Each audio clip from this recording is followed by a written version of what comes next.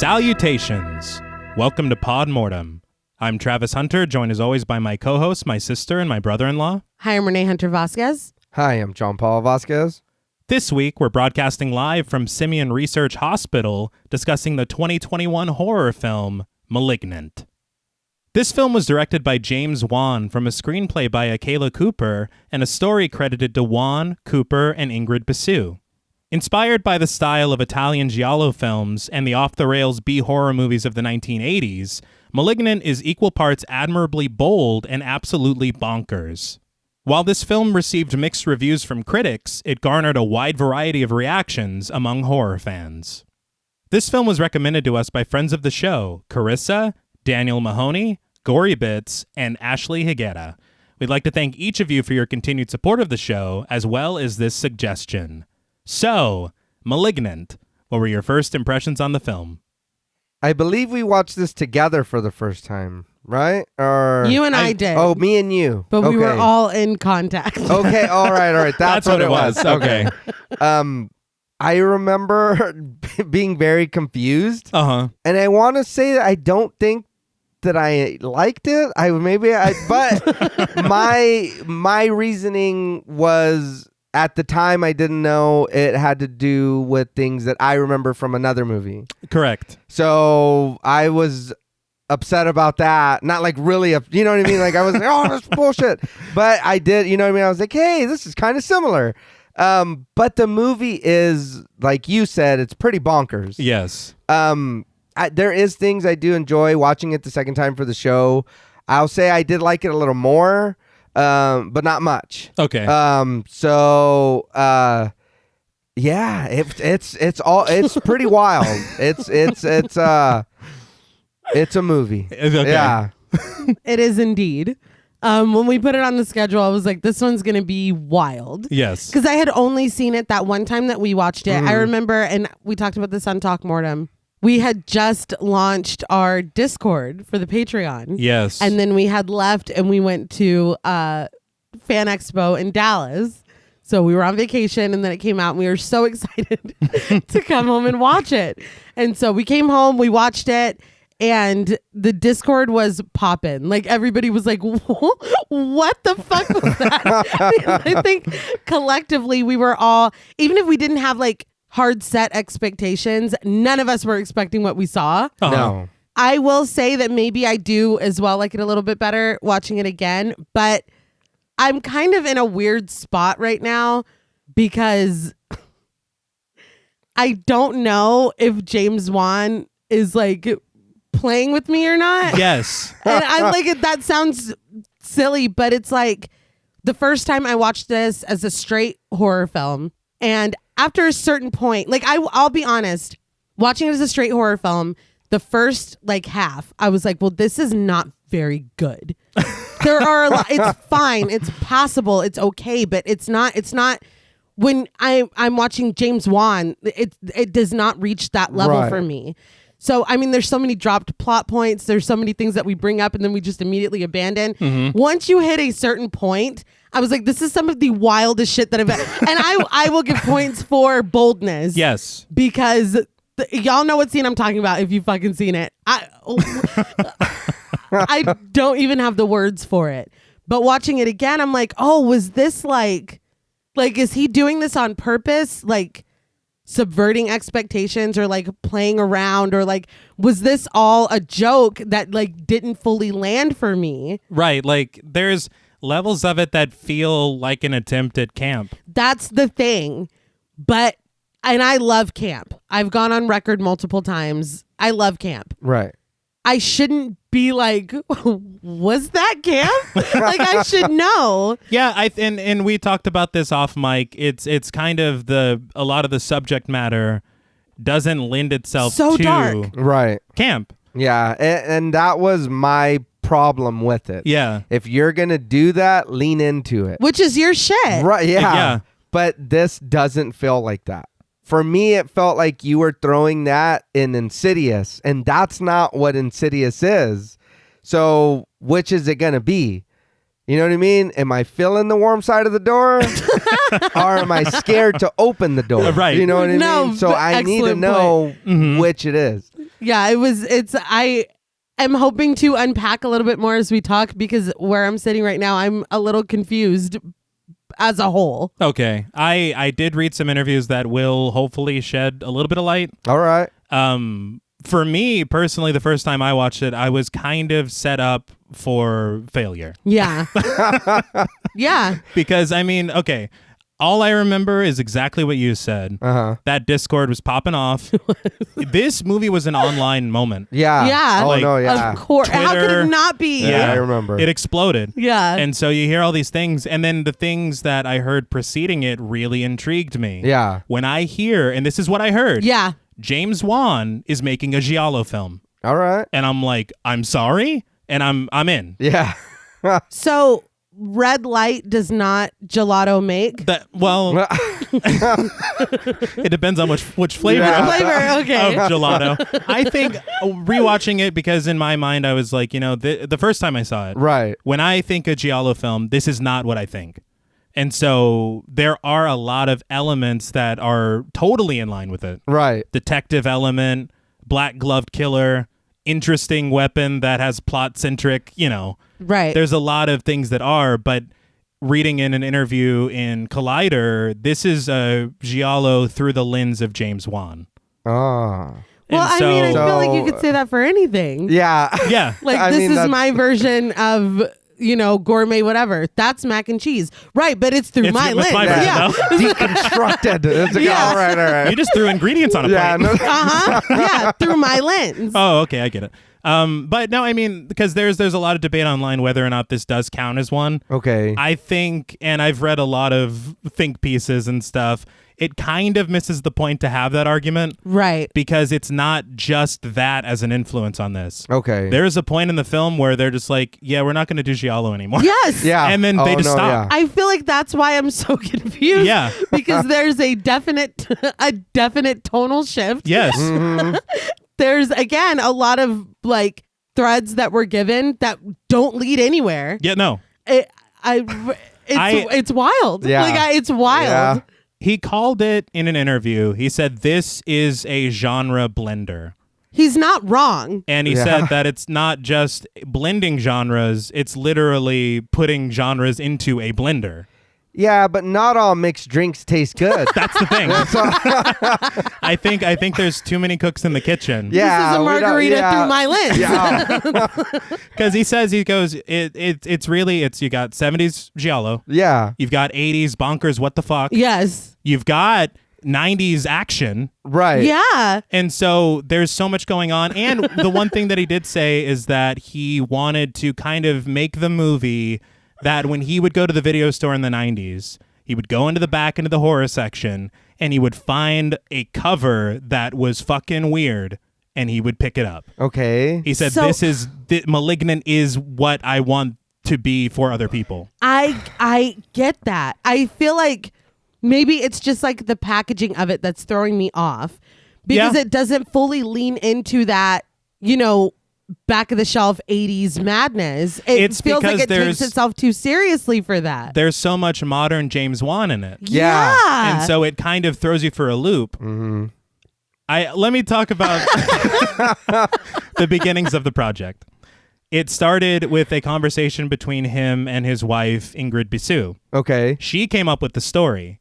I can't tell you what she was looking into exactly because we haven't given our spoiler warning yet. Right. Okay. But it was from that idea they had that jumping off point. After they do that, the idea grows. They give basically a treatment to the writer, Akela Cooper, and she fleshes out everything. Okay. Character dynamics, a lot of obviously the dialogue and everything, and then it builds from there. So after that, that's when James Wan puts his creative juices in again, and it's kind of taking in a lot of his experiences from the past films that he's made, but creating something that is unlike the past films that he's made. So he's kind of taking you on a journey through his filmmaking career, but not repeating himself. So effectively, this was kind of written by 3 different people at 3 different stages. Well, I mean, films that happens. So I mean, I guess I can feel it. I don't know. And he told Akela Cooper, he said, I want you to think of two things. I want you to think of The Dark Half by Stephen King, and I want you to think of the film The Eyes of Laura Mars. The Eyes of Laura Mars, I have not personally seen, and I do not know why I haven't seen it. Yeah. Because it's considered not only an American giallo, but it was written by John Carpenter. Really? What? Yeah. And so I need to watch that. I apologize, a dereliction of duties. Yeah, you But should be ashamed. I am very, very ashamed. But I feel like it goes back to what I said. Sometimes there are too many ingredients. Right. It's trying to be too much. I can get that, but I feel like they left out a movie Yeah. that they. Oh, well, that's also a point.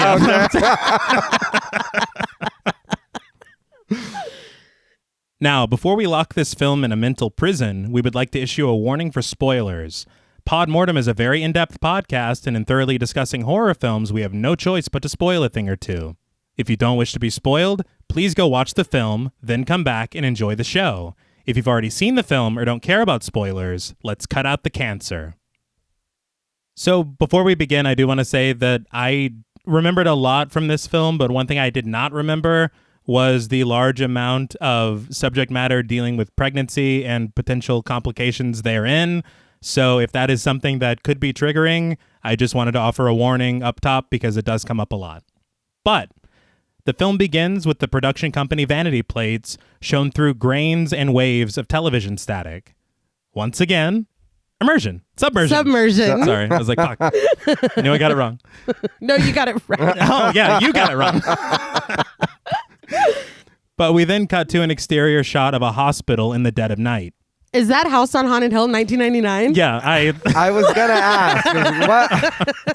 What the fuck? Yeah. honestly, it kind of begins. It's a Vanica. It look. Yes! Yeah. Not only does it look, but it kind of sets up just like. Yes. But the camera glides over water to meet the Gothic architecture of the building before we're taken inside. We get on-screen text reading Simeon Research Hospital, 1993, and we hear the sound of a tape whirring. We then see a recording of Dr. Florence Weaver, played by Jacqueline McKenzie. She sits at her desk, her nameplate in full view, and a rather ornate award behind her on her desk as she describes a patient of hers. So seeing that, I already felt a little bit rewarded on the rewatch. Right. Yeah. Because that's fair. that comes into Yeah. play a Yeah, lot. yeah. I will say we did kind of talk a little bit at the top in the intro about what made it, I guess, unsuccessful for us. Right. There's a lot of good here. No. There is. It at the end of the day, it's James Wan. Yeah. Of course. You know, I mean, you're gonna get some great visuals. You're gonna get some genuinely creepy shit. I feel like that's why I'm so confused. Yes. Yeah. I'll bring it up when it happens. But you're right. There is a lot that I did like about the movie. Yeah. So I feel like you are saying also that does lend to, I don't even want to say disappointment. I feel like it's more confusion than it is being disappointed. It's like, where were we going here? Yeah. Or what was supposed to happen? When you're told all the elements of it and then this is what you get, it's confusing. Yes. And maybe that was, again, I don't know if that was his Yeah. intention or not. That's the thing. Yeah. But Dr. Weaver says that it's becoming apparent that not only is Gabriel getting stronger, he's becoming more malicious. She says he won't be able to be contained if his strength and ability continue to grow. But she says that she's still determined, but before she can finish her thought, the lights flicker and she's interrupted by a hospital security guard played by Mike Mendez. They storm through the halls together, Weaver asking how long Gabriel was out. The guard tells her that he made it to the records room before they got to him, and he found his information. Why are you already laughing?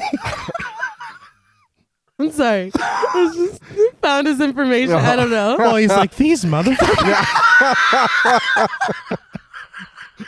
I don't know why that's hilarious to me.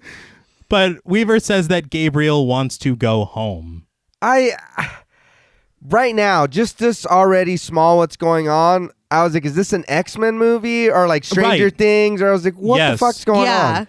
And I'll tell you, when I was told, again, James Wan giallo film, This is not how I thought it would start. No. And it's very frantic. It's very fast-paced. Yeah. Action-based. Shit's going down. Yeah. I don't think either of you have played Beyond Two Souls. Oh, I started it. know. I think I watched you play that. I think I stopped. I think I stopped at that party. That's Oh, enough. Yeah. Your body. Yeah, I was like, what the fuck is happening? They told me to play That this? There were certain parts of Beyond Two Souls that were very much giving this intro. Okay. I'll just say Maybe that's another influence. Who knows? But the lights flicker again with odd electrical warbling noises as they stumble into Dr. Fields, played by Christian Clemenson. Fields tells Weaver that they tried electroshock therapy, and after it had no effect on Gabriel, all the machines went haywire. Fumbling for the words, Fields says that it was like he was drinking the electricity and controlling their machines. That's a big deal. And I will say, it comes up incredibly often in the film and to fairly successful effect for me. Yeah. Visually. yeah. Yes. Story-wise, I don't understand. Yeah. Yeah. Why is this a thing? X-Men, Stranger Things. I was still like, I'm what still the fuck's there. up? Yeah. Yes, I totally agree. But before they make it to the room, another doctor is vaulted out of the room, flying and smashing into the wall in the hallway. Weaver checks on her as the security guard readies a large tranquilizer gun. And the camera swoops in as he does this, and it's very playful. Yeah. Yeah. That's the other thing. Yeah. Yes. It Yeah. really it just adds to the like surrealism, I guess. But was it strange to anybody else that they had a gun? Like it was like for an animal? Well, there's a raptor in there. What do you think? We're not watching Jurassic Park. Yeah, no. Gabriel's a raptor, dude. Oh, fuck. We may need to record another day because Oh, yeah, I gotta watch we this want again. That, what the Through a fuck? new lens, right? Yes. But Weaver then tries to head into the room, but is stopped by Nurse Velasquez, played by Patricia Velasquez. Marta from Yeah. Arrested Development. Oh, I was all excited. right. I was like, what's she doing here? I was like, once you get away from Job, like, look what you can do with your life because the dude is weighing you down. She made a huge mistake. She was also in The Curse of La Llorona. All right. Oh, cool. So again, that's one thing that I really appreciate in this film is both in front of the camera and behind the camera. Yeah. James Wan uses so many people I love that. he's worked with before. Right. I was surprised to see her have such a small role here. Mm-hmm. I think this is her only It's line. a second. Yeah. And that's it. Oh, wow. Oh, you're right. I didn't even think about that. Yeah. But Nurse Velasquez warns Weaver that he will kill her if she goes inside, but she just pushes Nurse Velasquez aside to stare into the window of the door. As she does, someone's head is bashed into it. Weaver immediately turns to the security guard and screams for him to take Gabriel down now. The guard approaches the door, but as soon as he opens it, his arm is grabbed and he's pulled closer. We hear the sound of flesh tearing, and when he pulls it back, his radius juts out of his forearm in a bloody mess. I don't know why he had his arm in there like that, but I will say, if you guys like compound fractures, Oh, man. do I got a movie for you? That's like, I feel like that's his bread and butter. Yeah. He loves that shit. He does. I'm sure it takes longer to heal. Yeah. Maybe that's part of it. Okay, so the security guard gets his arm broken, like we said, Right. but his scream, again, is very B-movie. Yeah. Yeah. It feels playful, comical, which, again, is not what I expected. No. And returning on a rewatch, there's all these little seeds that are starting already that are like, this feels not now. Like, this feels Yeah. of the 80s, 90s Oh, yeah. campy style. Yeah, yeah. I would have loved to have known that the first time. Yeah. But suddenly, all the overhead lights explode in tandem, shooting sparks from the ceiling. The emergency lights kick on, bathing the hall in red. You know that meme where it's like, is this like I was With like, the butterfly? Is this Giala? I love to see it. That's all I know. But the music goes into a frenzy as Weaver snags the tranquilizer gun, aims it into the hospital room, and fires. Hitting her target, we hear high-pitched screeches followed by a body hitting the floor. Weaver, Fields, Velasquez, and the security guard cautiously creep into the room, finding it littered with the murdered bodies of hospital staff. Upon finding the tranquilized patient, Weaver instructs them to strap him into a chair. They snag his unconscious body, and we see his legs dragged away, wearing light blue socks with panda bears on them. So at this point, it's a fucking kid, Yeah. which is shocking. Yeah. But behind plastic curtains and a window bearing a biohazard symbol, the boy is strapped tightly into a chair. Weaver tells Gabriel that he's been a bad, bad boy. In a quick shot, the camera presses in on something misshapen screeching behind the plastic sheets before settling in on a nearby radio which springs to life. I think it was the alien from Men in Black.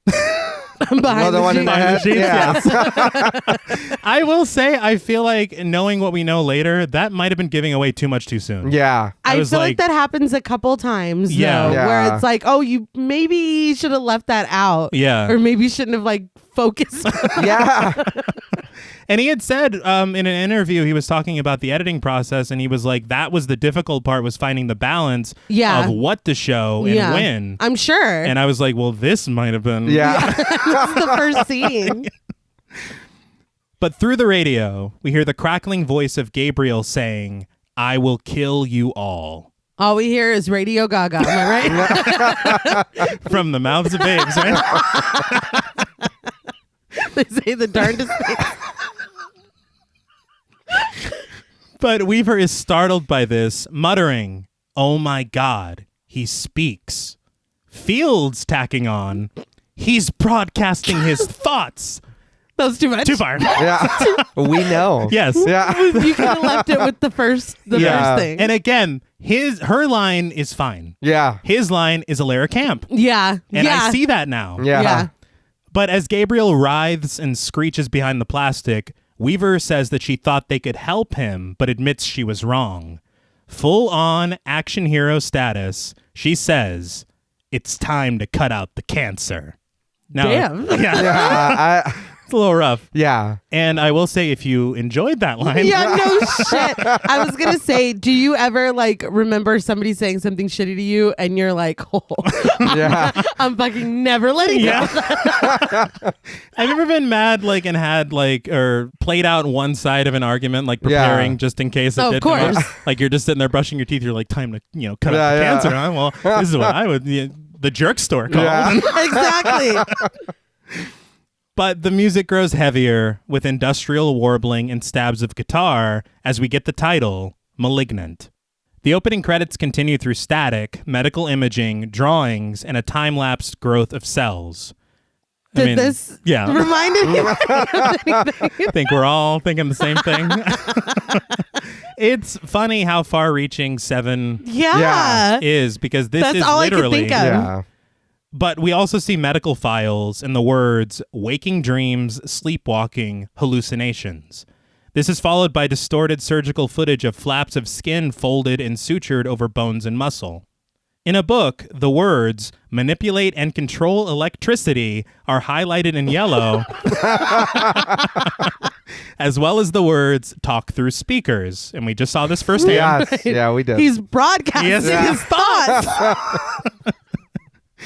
But through surgical incisions, we see more files, a report of a lateral fracture of someone attacked by Gabriel, as well as another file that says, mother left child in our care. Through more quick flashes of surgery, viscera, and medical technology, the screen gives way to static. You bring me closer to God. Right, I guys? thought Yes. I heard that right at the end. It's really faint. It was just for people paying attention.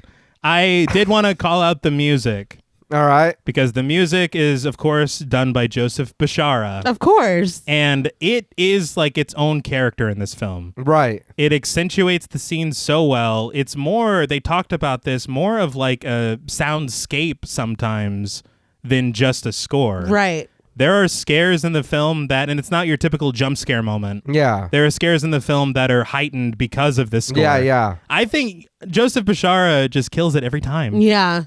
But after this little tribute to 7, we then cut to the outside of a rather beautiful 2-story house with on-screen text reading present day.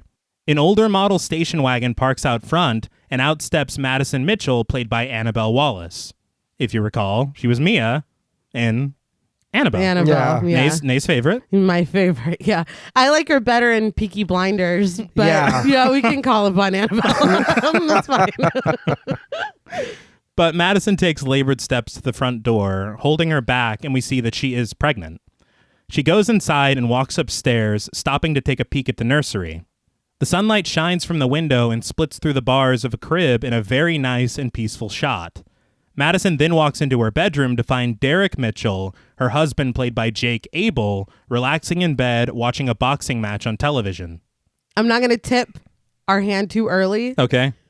But I do want to make it known that I had a bad feeling about this man the second I saw his shoes up on that bed. Well, that's unacceptable. Unacceptable behavior. You're not allowed to do that. Yeah, I was like, oh no, I don't like that. I don't like the look of this guy. But Derek says that he thought that Madison was working the late shift, and she tells him that she was, but the baby has been giving her a really hard time, much more agitated than usual. She heads to the bathroom looking for some pain reliever, with Derek telling her that if she has all this pain, maybe she shouldn't be going back to work. So, you said that you had a bad feeling already? Yeah. This is when I started to have a bad feeling because he says it somewhat caring, but the way the camera presses in, the tension. It's like ominous. Yes. But she tells him that she'll be fine and heads back into the bedroom, shutting off the television. Very annoyed, he tells her that he was watching the TV, but she says that she needs to get some rest. He then tells her what she needs is to stop getting pregnant. So again, things I already said, but things get dark from here. I just want to make a note that usually you can't just like do that by yourself. Yeah. Oh no. So like there's some accountability to be had. I would imagine, yes. He's like, maybe you should well, I feel like, you participated in this. Yeah, you were there. Exactly. But Derek tells Madison that the doctor says it could happen again, and very cruelly reminds her of her history of lost pregnancies. Derek turns away from her, and she tells him that he can't keep doing this. He tightens up, turns around, full of fury. He pokes Madison's pregnant stomach, asking if she's saying what's happened has been his fault. When she screams at him not to touch her baby, he grabs her by the forehead and slams her into the wall behind her. The force leaves a dent as she sinks to the floor, and Derek crouches down, suddenly very concerned and apologetic. I guess that I have to credit the film with trying to add nuance in these moments where he's like, oh, you're home early, or oh, let me get some fucking ice after I just bashed your head into a wall or whatever. Yeah. It's very clumsy because, like, I'll say Stephen King has a tendency to write characters sometimes, especially in the older novels, that are cartoonishly bad. Mm-hmm. Right. Like a lot of times it's parents or it's husbands where it's like you're a cartoon villain. Like nobody is, not to say that nobody would do this. Obviously that's not true, but the way that it's portrayed is very like, oh, come on. Like, come on, man. Like it's cartoonish. It's so, I guess, I don't want to say like, I mean, when you look at Stephen King's writing, like he'll do like almost like a stereotypical horrible father. Exactly. Yeah. And that kind of, and there is Stephen King influence on this. He plays this character very like, I don't know. There are some moments of some lines that feel like almost like play acting. Yes. I mean, maybe that's what was throwing me off because it's very like these like abusive relationships in general or toxic relationships. There's a nuance to them that I feel like, and it's not just this film. I feel like it's lost most of the time. Mm-hmm. But here it was just, I think, because we get so little time between like her coming home and like the escalation to this fucking horrible thing that it was just like, what? It was wild. It was a lot. Yes. And I will agree with that. It was just a lot for no reason. Like, it was like, why? What the fuck? Like, plus all the stupid shit he was saying. I was like, dude, are you for real? Yeah, like, really? On top of everything else, it was just incredibly frustrating. Yeah, like, I was like, what the fuck? And I think that's my thing as well, because of course the situation with this relationship and what happens with the wall is incredibly important to the plot. Yeah. But at the same time, it's like, again, the tone that this film is trying to capture, stuff like this kind of takes you out of it. Yeah. Because it's so serious. It's too. It's, Yes. I don't. It's Yes. too much for what this is. Yeah. If that makes any sense. It's so hard to watch, and you're like, oh, I'm supposed to have fun in 20 minutes? Yeah. This is Yeah. fucking awful. Yeah, Yeah. this is terrible. Yes. But Derek does leave to go get her some ice, but as soon as he does, Madison climbs to her feet, shutting the bedroom door. She puts her back to it, sliding down and leaving a trail of blood from the back of her head. She reaches back to feel her wound, her hand returning red. From the other side of the door, Derek offers what are obviously old and bullshit promises.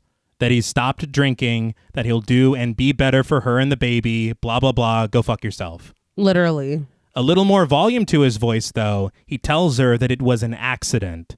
Madison stifles a sob as she holds her belly. We then cut to an atmospheric shot of the house in the dead of night, surrounded by fog. Yeah. Well, my next note was James Wan fog. Yeah. The camera presses in as the porch light begins to flicker. So yeah, it's a very nice shot. It's James Wan. Of course it's going to be foggy. Yeah. The director of photography was Michael Burgess. He did Annabelle Comes Home, The Curse of La Llorona, and The Conjuring 3. I will say 3 films that I did not enjoy, Yeah. but 3 films that did look good. Yeah. Yeah. That's the thing is you can't take away, you can't say that Yeah. they didn't bring it in that aspect. No, and he does great work here. Yeah. Oh, yeah. I think one of the biggest positives for me is the interesting camera work in this film. Yes. There's a lot, and it really stands out and keeps it interesting. Oh, Yeah. yeah. But Madison lies in bed, clearly in the clutch of a nightmare. Downstairs, the camera cranes above the couch to find Derek fast asleep. I was like, his ass better be on the fucking couch. He should be outside in Yeah. the fucking Yeah. in the dirt. On I the mean, porch. dead in the Yeah, in not a- even on the porch. in a grave. under the house. But he is stirred awake by nearby noises. Assuming it to be Madison, he sits up and calls out to her, but he gets no answer, and the noises continue. He stares confused into the kitchen, the shot looking a lot like Mac and Charlie across a crowded restaurant. But suddenly, he hears the mechanical whirring of a blender. He heads into the kitchen to find the blender on the countertop, empty and on, but nobody else in the room. Derek shuts it off, and just as soon as the blades slow to a stop, the door to the refrigerator behind him creaks open. But he's really underreacting to the way that I tell you I would be screaming through the fucking house, turning shit on, turning lights on. Yeah. Well, I was annoyed. Obviously, we hate this character to begin with. Yeah. But to have him go into the kitchen without turning on the light is fucking bonkers. Who does that? Yeah. Who Like, does that? It's got to be past 12. Yeah. Old And that's, man Hunter. Yeah. Yeah, that's the witching It's hour. an ungodly hour. I don't know why when I seen it, I was like, oh, his hand's going in there. Right. Yes. And Oh, yeah. And it didn't. See, and unfortunately, Yeah. Yeah. that's one of the things I swear there are, because these moments feel very James Wan. Yeah. And so to see this, it's like, oh, you're in your wheelhouse.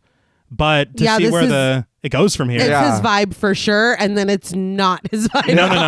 No. Because there is a good portion of this that I'm like, this is a supernatural horror film Yeah. Yeah. for quite a long time. Yeah. Yeah. Even with the opening, I'm like, I forgot about that. Yeah. We've moved on. Yeah, that that was is forever We ago. didn't see behind the curtain. We didn't. Yeah. But to the fridge opening, Derek turns around, staring at it, only offering a, what? Yeah. Unsettled, though, he closes the door, calling out to Madison again, but is interrupted by loud static and voices coming from the living room. He rushes down an adjacent hall into the room to find the television cycling through channels, and when he looks over at the couch, he sees a long-haired figure sitting where he was just sleeping. I loved that. Yes. Those moments, I'm sure I've said it before, where it's almost like, did I actually see that? That I love that. There is one moment later of did I actually see that? That is one of probably, and this is no hyperbole, Right. one of my favorite shots of 2021, I'd say. All right. And it took me a couple times watching it because we've talked about, for some reason, my TV is fucking dark sometimes.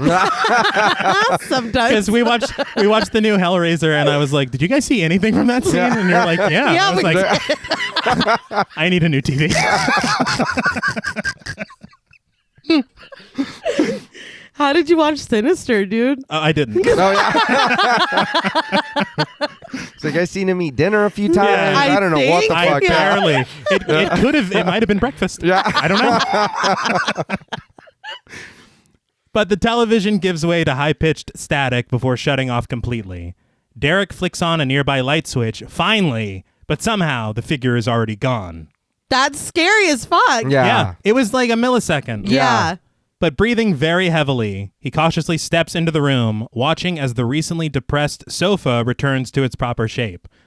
The sofa's fine. I'm not saying it's but somebody sat there. Sofa's going through a rough time right now. Aren't we all? So, I mean, give the sofa some slack. I don't know about y'all, but I enjoyed that. Yes. Loved I was it. like, okay. I was Yes. like, all right. And again, confusing.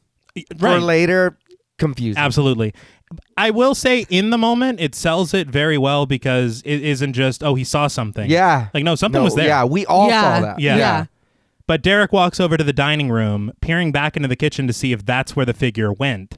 But somehow, it appears right behind him, emitting a loud electrical screech. The lights flicker behind it, and it slams Derek's head into the wall. He had it coming. Yeah. We can all agree. Yeah, we Yeah. agree. Yeah. Nobody's crying anything. No. But Madison awakens in fright, gasping for air. She sits up slowly, but notices a large blood stain on her pillow. She touches the back of her head, her fingers once again tinged with red. I was like, well, that shouldn't be surprising. She didn't put anything on it. She didn't. Okay, Yeah. so that was in this maybe nitpicky. She's in the medical field. Yes. This is not something that comes up again, but we did see her in Scrubs. Yes, we did. Yeah, that is a dropped. I mean, Yeah. there's Yeah. another job that somebody has later where I'm like, oh, that's interesting. Nah. Never hear about it again. It's like we have lives outside of our jobs, you know? We're not just what we do, Nay. I'm sorry. That's the message of this film. Yeah, that's the messaging. But it did bother me that she just took her ass to bed. Yeah. You hit your head so hard it cracked the wall. Yes. You're still bleeding hours later. You have the training. I understand that sometimes in these horrible situations, people don't feel like they can go get medical care because then questions are asked, da-da-da. You know, like, you are the medical care. Yes. Yeah. And she's just like, well, good night. Yeah. I was like, please do something to your head. I had thought that she would wrap it or Something. clean it. Yeah. No, at least Maybe. that. Yeah. At Yeah. least clean it. But there's so many shots of her feeling the back of her head and being surprised that it's bleeding. Yeah. Yeah. And then doing Absolutely nothing about it. Yeah. Not even wearing a hat. No. Yeah, No. It's just, Yeah. it is She's what like, it is, that'll man. keep the blood in. It's like, no. No. Nothing. But when she hears a loud thud, she slowly creeps downstairs. She calls out to Derek in the dark, but stops dead in her tracks when she stumbles upon his prone body on the floor. Her eyes travel up his legs and torso to find his head twisted round and upside down, his neck ragged with broken vertebrae. I will say, other things happen in this feature, but so far, this figure is batting 1,000. Rest in piss. I don't. Yeah. Yeah. So- Fuck No, you. yeah. Like, who If- gives a shit? If this is what he's doing, Yeah. All right. Go Have off. at it. Yeah. Yeah. Continue. You don't seem very evil. No. yet to no. me, This so is that's Dexter fine. Morgan energy. We're just Seriously. taking the trash out. he's an anti-hero. Yeah. There you go. Yeah. Taking the trash out. But speaking of that figure, its silhouette slowly rises up behind Derek's mangled corpse as the music whines and it crawls like an animal on the prowl towards Madison. I'm only laughing a little bit because I literally wrote the first time I wrote that line, I said it crawls animal style. like fries. I'm like, there's no Yes. dressing or onions on Right. it. but- Now I'm hungry. I do want to say before we move too far past it how great his body looked. Yes. Right. And that looked so creepy in the dark. I really liked that. It was very creepy to me.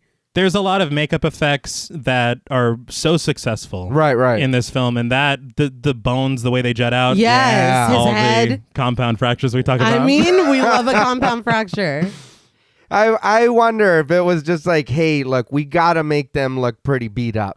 Yeah. Fuck me up, fam. Yeah. Say no more. Do it. It's like, yeah, because it's a lot. Yeah. And we'll get into more, but dude is pretty creative in his forms. He Yeah. But Madison immediately runs for the front door, but with incredible speed, the figure slams the door closed before she can get out. Madison screams, and in a sweeping POV shot, the figure chases her up the stairs.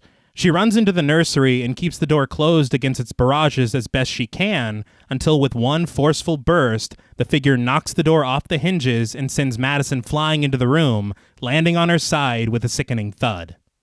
But we cut to black and then come back on a helicopter hovering overhead.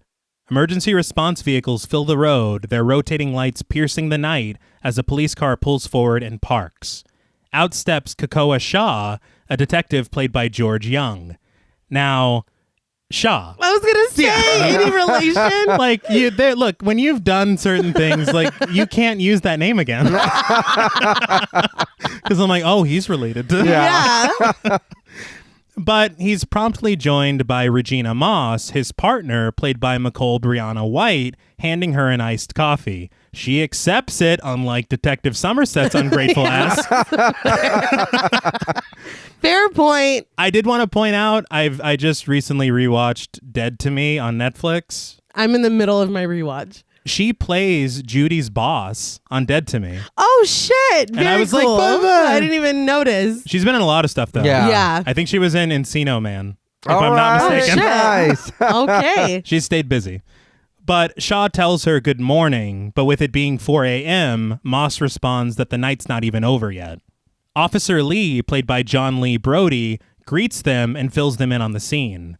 They're calling it a home invasion, but there are no signs of forced entry.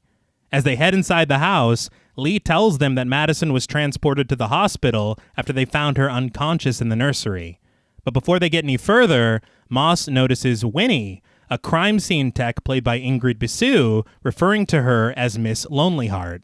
And yes, Ingrid Bisou. James Wan's wife. And the story co-creator of Oh, this. nice. Yeah. Zooby Zooby Zoo. No, come on.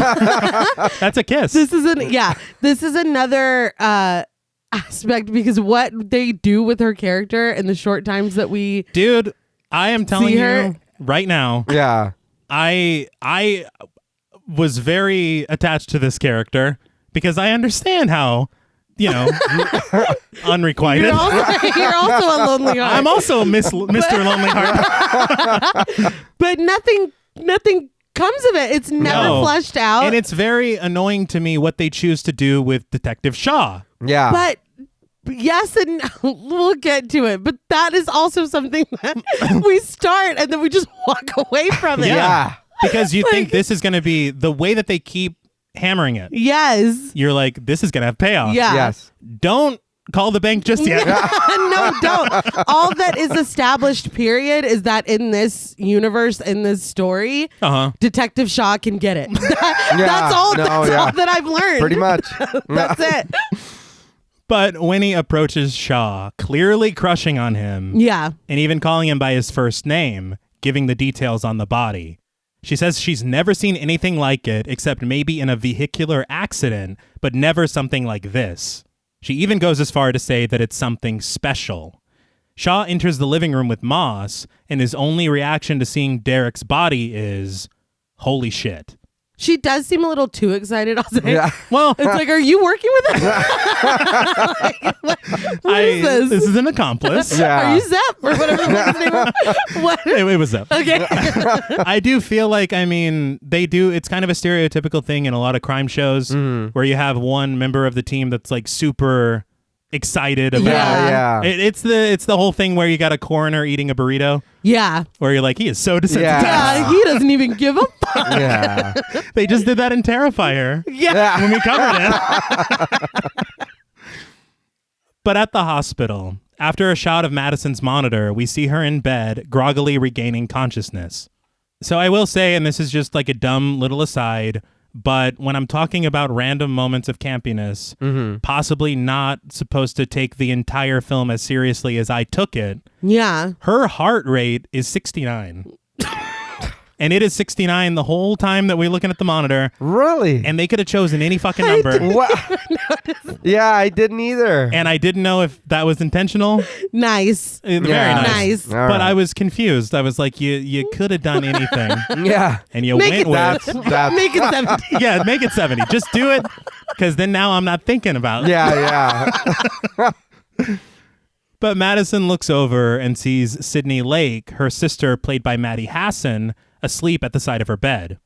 She whispers Sydney's name, who immediately wakes up and puts a comforting hand on her face. Confused, Madison asks where she is, and even more, asks where Derek is. Sydney asks if she remembers anything about tonight, telling her that somebody broke into their house. Madison was attacked, and Derek was. And this is when Madison remembers, telling her sister through tears that she was so scared for her baby. She places a hand on her stomach, and upon not finding her there, asks Sydney, where is she? Sydney apologizes, telling Madison that the doctors couldn't save her. Madison screams in agony as Sydney attempts to soothe her. This is heartbreaking. Yes. That's why it's like, if this was like a play on horror movies, or if this was like a subversion, or this is too much. Yes. Like, Yeah. The like trauma and the seriousness of it goes too far for it to be what we get later. Yes. Yeah. Like, that's why I'm so thrown off, because tonally it is all over the place. This is horrible. Yeah. Yes. And then if, like you were saying, if it is, and maybe that's just what it is, the mixture of trying to put it in it just doesn't, this doesn't fit if this is a camp movie. Right. So why would you do that? I think that's where I get confused, is because especially whenever you're put in the mindset of this is the new James Wan horror movie, Yeah. you're like, well, sure, why wouldn't they tackle serious yeah. topics like this? But then, yeah. Flash forward like 30 minutes from now. Yeah. and you're like, what the fuck is am happening? How is this the same movie? I do not Did know. I hit Yeah. a button on the remote? And I'm not saying that you can't blend things, but Of course not. What I am saying is that it's very hard. I got whiplash. Right. Yeah. No, yeah. You know? Okay. Emotional whiplash. Precisely. Yeah. But the next morning, Madison stares absently out of her window from her bed. Detective Shaw walks into the room, introducing himself, but getting no response. Suddenly, Sydney appears, walking right past him, wearing what appears to be a princess costume. Shaw is a bit puzzled, but makes with the introductions anyway. Sydney explains that she plays a princess at Family Planet, an attraction or a restaurant that I've personally never heard of. I've heard of Pizza Planet. I've heard of Yeah. that. It could also be a celestial body. I don't know. But regardless of whatever Family Planet is, she's on her lunch break. This is what I was talking about, where that is a very interesting job. That's not like, I feel like there's like a bag of jobs in every movie where it's like, oh, she's a reporter. Uh-huh. She's a nurse. It's very, princess at a family theme park is not Yeah. something that we really get. Not really. So I was like, oh, that's an interesting little like character quirk. And I hope you didn't like it, because we never hear about it again. I think there's 2 lines later Yeah. that kind of fit in with this, and then like we never see her at work. Or Yeah. anything. No. No. So I don't know. It's just very interesting. Again, it's just quirky. It's just quirky. Yeah. But she tells Shaw that Madison has been like this for a couple of days now. So Shaw says that she could possibly help him instead. He tells her that there were no signs of forced entry at the house and asks if she knows anyone who would want to hurt Madison or Derek. Sydney says that unfortunately she wouldn't know because Derek kept them apart. So maybe don't say everything that you're thinking. Like, I mean, What? the fact that the detective's like, there was no forced entry. Her husband is dead. Uh-huh. And she's like, that denotes an abusive relationship. He kept me away from my sister. Huh. So your sister maybe had a reason to, you know what I mean? Yeah. I probably would not say that to this detective. No. And she's just like, oh no, yeah, he was awful. Like, Giving all the reasons why she would murder. Yeah. why my sister, she didn't do it, but like, maybe she did it, but she didn't. I was like, oh, don't say that part. Well, talk it over with your sister, Yeah. Yeah. and then we'll get legal representation. Yes. You lawyer up quick. That's Yes. funny. I didn't even think about that. Yeah, I I'm didn't just either. thinking immediately, I was like, oh no, because the spouse is the first suspect. Right. I mean, you could easily throw yourself against a wall or against a floor and be like, oh, I was attacked too. It happens all the time. Oh, Yeah. he shot me in my foot. I'm fine, but like I got shot too. Yeah. You know what I mean? That happens all the time. So I would not be selling my sister up the river like No, that. and she just did. But yeah, Yeah. she did. He puts the cuffs on her in the next. This is the end of the movie. That's it. But Shaw shares the tragic news that this isn't Madison's first loss of pregnancy, revealing that she suffered 3 in the past 2 years. This is news to Sydney, who is incredibly upset that she didn't know. She strokes Madison's face sympathetically before crawling into bed with her and wrapping her arms around her. Again, nitpicking here. I don't feel like he should have shared that information with her. Like, I don't feel like... No, one thing I will say is I did look it up because I was like, how does that not a violation of HIPAA that the doctor would share that? Yeah. Apparently, when it comes to law enforcement, there are certain allowances. Okay. So it is possible that he did give her medical history in some form to Detective Shaw, but we did never see him speak to Right. anyone at the hospital. I just felt like it was weird for him to be like, well, get this, to her sister. Yeah. I mean, and a news like that is going to obviously affect her emotionally. She just said that we don't talk very often. Plus, like, I know that she is not being very talkative right now, but she's sitting right there. That is true. She's sitting there awake. That is true. Like, that just, I did not like that. She's probably just listening. Yeah. Yeah, she's right there. Yeah. You know, honestly, this whole scene, I don't really I don't like it. Yeah. Cut the scene. Yeah, it's not great. But Shaw just gives Sydney his card and tells her to call him if she can think of anything, and he leaves the sisters alone. But at the coroner's office, Moss gives Shaw a little insight on the evidence found on Derek's body. Not only did they find no fingerprints, she says the hand patterns on the corpse are all upside down, as if the attacker was hanging from the ceiling, but obviously no footprints were found on the ceiling, so it's a real what the fuck situation here. But hold on for a second. Okay. All right. So if you lay down on the floor, Right. I can go around you and touch you, I guess, and it looks like, I mean, There is- that's how the fuck did you get that? Weird assumption to make. I will tell you straight up, I have no fucking idea how you can determine Yeah, upside down. What if it was a struggle? Yeah. You're on the floor and your hands are opposite. It makes that's what, no yeah, sense. that's what I'm saying. Yeah. Like, Or literally, you're laying down. Somebody can stand over you in any position. Yeah. Yeah. Like What- that. There's no. You could be returning. You could have been trying to struggle. I don't know. Yeah. But to say, and I've honestly never heard it described as hand patterns. Yeah. Either. So that's new. Maybe a CSI or a coroner could tell me hold wrong. on. Even that, if Yeah. you're laying and I'm dragging you by your arms, Yes. I'm essentially, my hands It's are upside down. Yeah. What the fuck are you, what? Were you on the ceiling when you did that? Yeah. Well, there's no footprints. Yeah, So you it doesn't can't what prove that. happened. Yeah. It's a goddamn mystery. But she says that she also spoke with the neighbors, and quite a few of them revealed that Derek was abusive. Piecing it together, Moss says, no forced entry, an abusive husband, equals motive. See? Shaw stares at her pensively as she pops a sucker into her mouth. Now, look, I just want to say very quickly, no one's saying detectives can't eat suckers. There's not one person We're not is trying to... gatekeeping suckers. Yeah, I'm not a dietitian. All I'm saying is that there are these little teases where it's like, what is serious? Yeah. Because this scene is punctuated with a detective eating a sucker. Yeah, for me, it was like... What is it, Kojak? Y'all constantly have to have detectives having these weird little quirks. Like The I'm thinking shaving? of the shaving and dead silence. Right. I was like, she's gonna have a sucker in every scene. She doesn't. No. Like this is just That's a not treat. important. She just wanted a sucker. But it plays into the desensitization thing that I said earlier. Yes. They're looking at a Yeah. corpse. Yeah. So it's like, all right, I guess that's her snack. I don't know.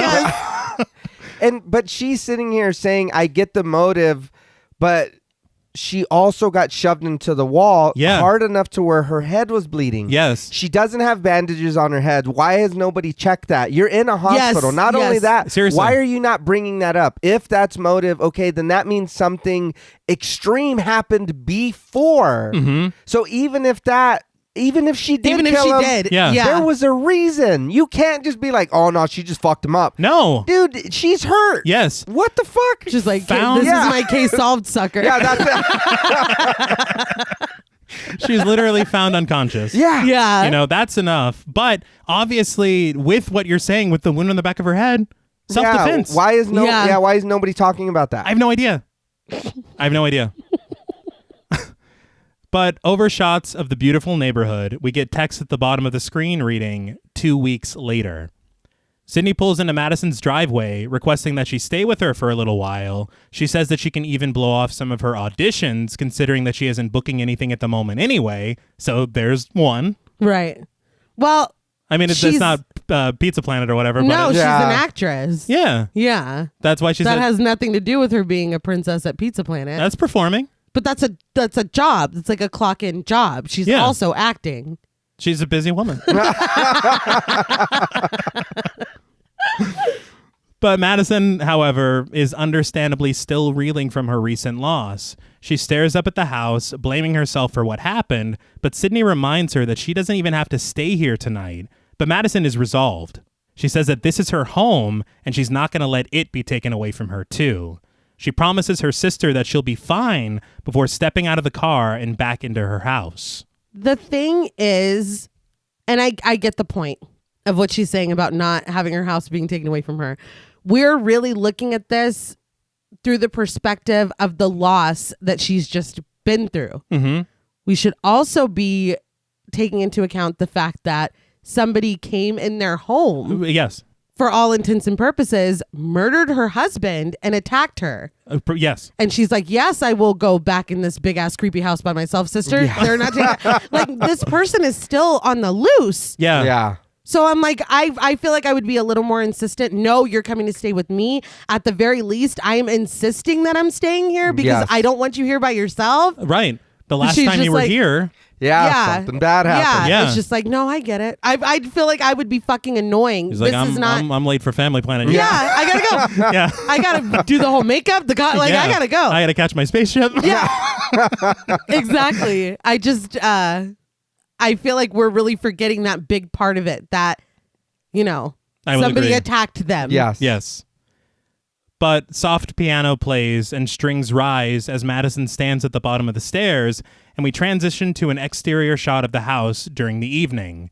Did anybody else wonder how they afforded this big ass house? I don't know what Derek did. She's in the healthcare field, which can prove to be lucrative. Yeah. True. And this is a nice fucking house. I was like, God damn. And they're like young. I was like, fuck. And they're like young. I'm just jealous. Well, it's also a movie, and millennials aren't fucking buying shit. We chose avocado toast, so we're fucked. What have I done? I did want to say it was at this shot of the house that I did kind of laugh a little bit. Yeah. Not only has the fog returned. Yes. But I'm realizing during the day, Madison lives in a neighborhood. At night, she lives in the further. It's a completely different atmosphere. Not the further. I was gonna ask, is this a real house? Do we know? It is, yes. It is? Yeah, I looked at some filming locations website, and I think this house has been used for other things too. Okay. The interiors are a set, the exterior is real. All right. But it's just funny to me because when you see them driving on the road, you're like, this neighborhood's really nice. Yeah. And then there's not a house for miles. Not at night. That's a really good point. But Madison steps out of the shower in her sweet-ass bathroom. Yeah. But out of her window, she notices a distant street lamp flickering and buzzing a low hum before going out completely. The music grows spooky as Madison peers at the dark, empty street, the camera pressing in on the dead lamp as a silhouetted figure slowly takes a few steps forward. This is what I could barely see on my TV. But the way that the music accentuates each step, this shot is brilliant. It's fantastic. And it's another one of those moments where it's like, are my eyes playing tricks on me? Like, am I actually seeing that? And that is so scary. That moment from Hereditary. Yeah. Don't. It puts you in the mind. Don't get me started. Oh, no, that's fucking horrifying. It's like, whoa. Yeah. But that's where I enjoy the playing with darkness. Yeah. Yeah. Because it is barely noticeable, this silhouette. Or at least to me it was. No. It could have been clear as day for you guys. That's something too, is it felt like darkness was a major component to these things happening. Yes. And then after a certain point, No. And I did like this too. That's what, again. This is fantastic. Yes. You get this little scene and it's like, oh shit, okay. But I mean, to me, it meant nothing now. Like later on, In the long I was run? like, what the fuck? Yeah, and the thing is, for me, is that One thing that I have seen online a lot is a lot of people that really love this movie. Yeah. They say that these scares at the beginning are kind of whatever to them. Mm-hmm. It's later that the film takes off and becomes something that they enjoy. For me, I think it's the exact opposite. Okay. Like, these moments really speak to me. Yeah. But then once we start, and we'll get to it. Yeah. Once we start getting into that, I'm like, I feel like you're losing me. Yeah. There is a balance in the middle of the film that I'm like, this is still working. Right. But once we get to a certain point, Yeah. It's like, you're bullshitting. Yeah, it's like, what are we come doing? on, yeah. James. That's what I'm saying. You're playing with me. Like, you're messing with me right now. But Madison jumps back as the lights in her bedroom begin to flicker as well. The street lamp returns to life, and Madison closes her drapes forcefully.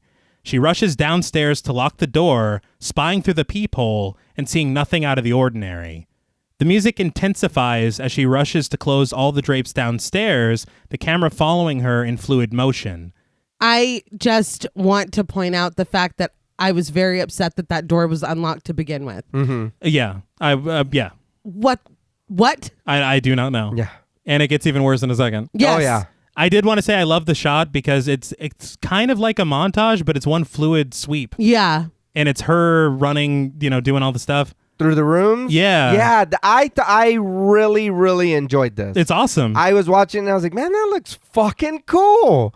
But just as she completes this task, she notices that her back door has creaked wide open, wind rustling the leaves of the trees outside.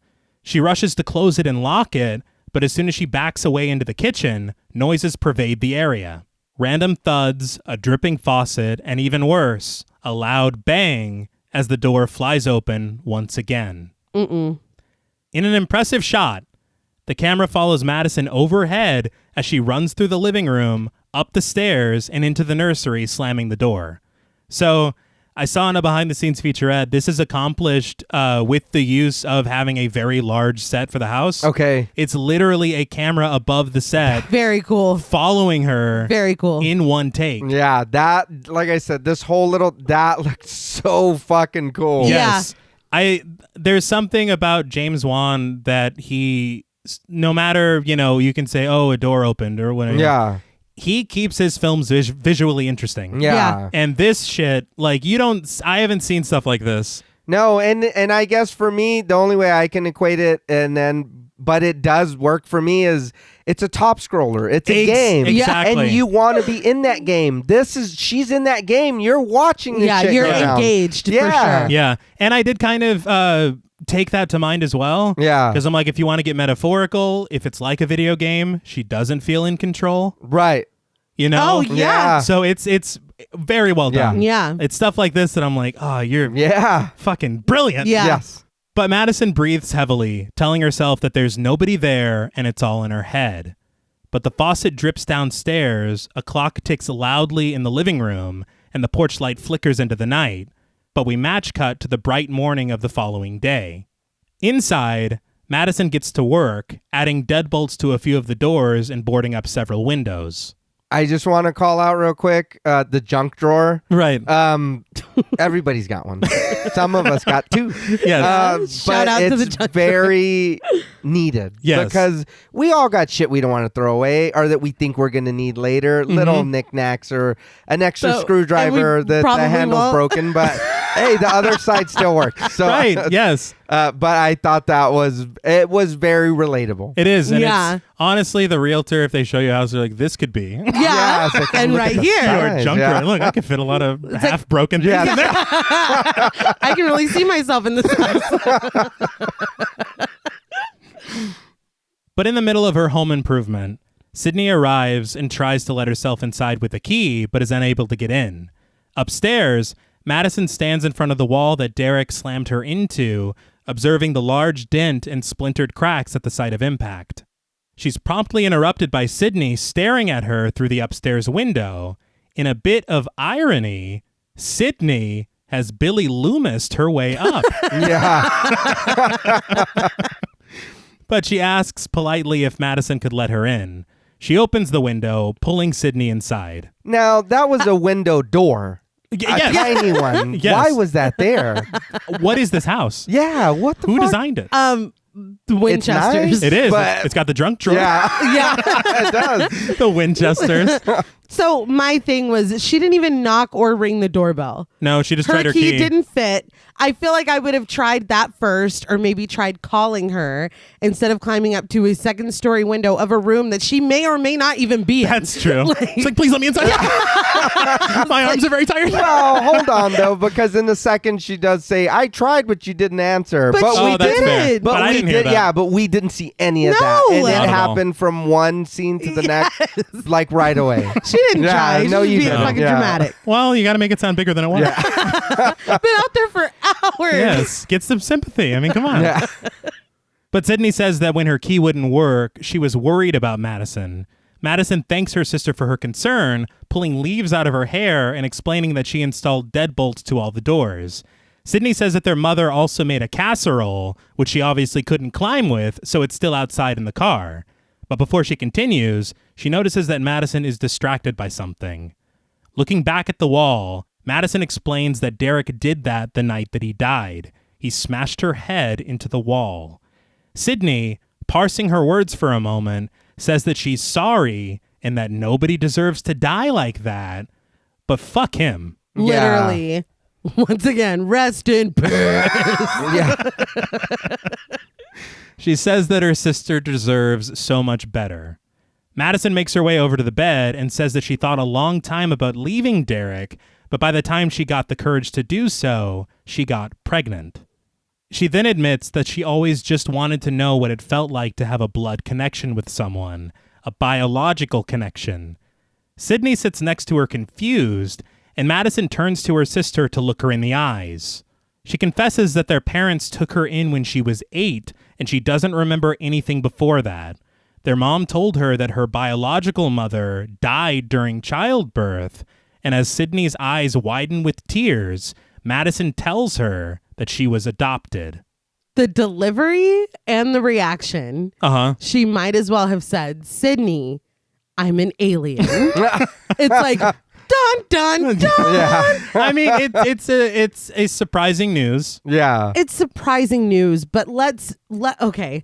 We've talked about it, I guess, on Talk Mortem several times. Right. I've said it before, and I'll say it again. Blood is overrated. Yes. That's your sister. Yeah. And so the fact that she's like, I really would just like blood though. My fucking feelings would be Yeah. hurt. And honestly, I climbed the house for you.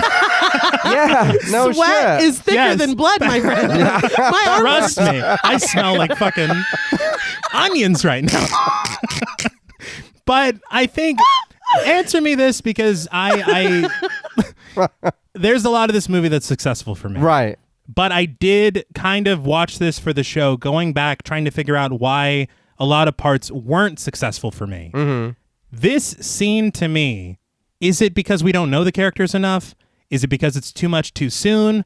Because this moment feels like it's supposed to hit you like it hit Sydney. Yeah. Right. But I don't know them enough. It doesn't. And the fact that we don't even really, at this point, we haven't gotten to see any closeness between them. Not really. I know that she comforted her and she clearly loves her and cares about her and stuff, but she even stated they've been separated for a long time. Mm-hmm. We haven't seen them with their parents. We haven't talked about any memories or like, remember when I was hurting from my boyfriend in high school and you told me, you know what I mean? Like, Yeah. we don't have any of that. So it's like the I'm adopted thing. I really wanted a blood connection with someone that's supposed to kind of undermine a strong relationship that they have that we've not seen. I think that's the problem. Yeah. I didn't like this. Yeah. It's just The struggle.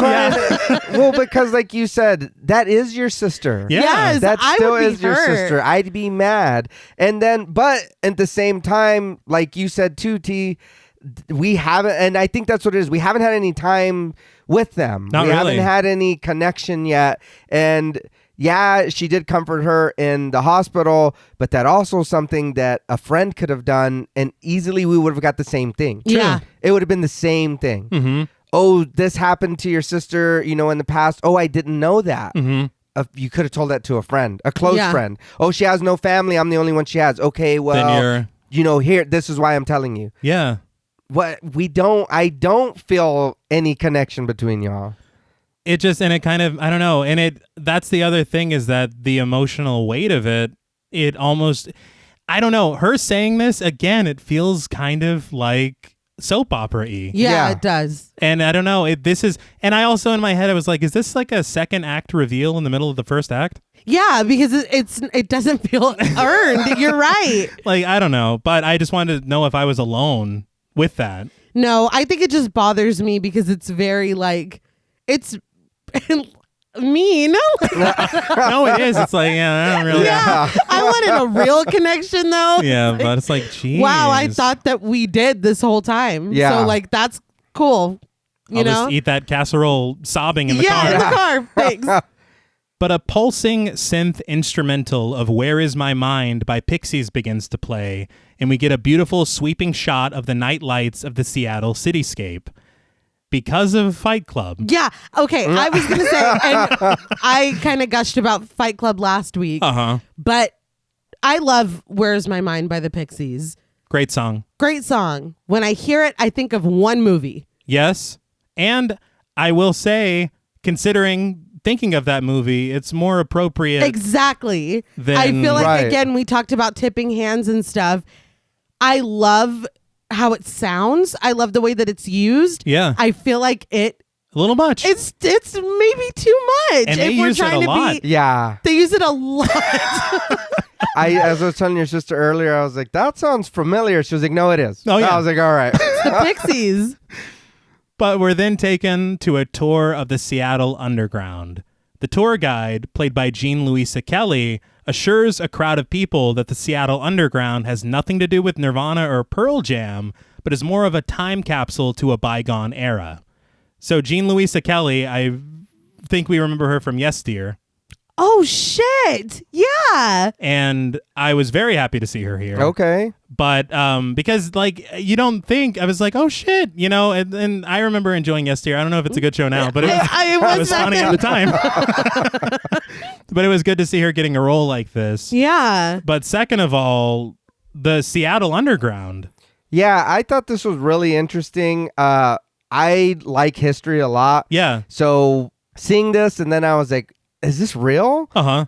And it is. It's like we had talked earlier, and you said about the Chicago fires they always talk about, but we don't hear about this a lot. Not at all. So I did a little digging, and I watched the video and kind of on a Geographic channel on YouTube.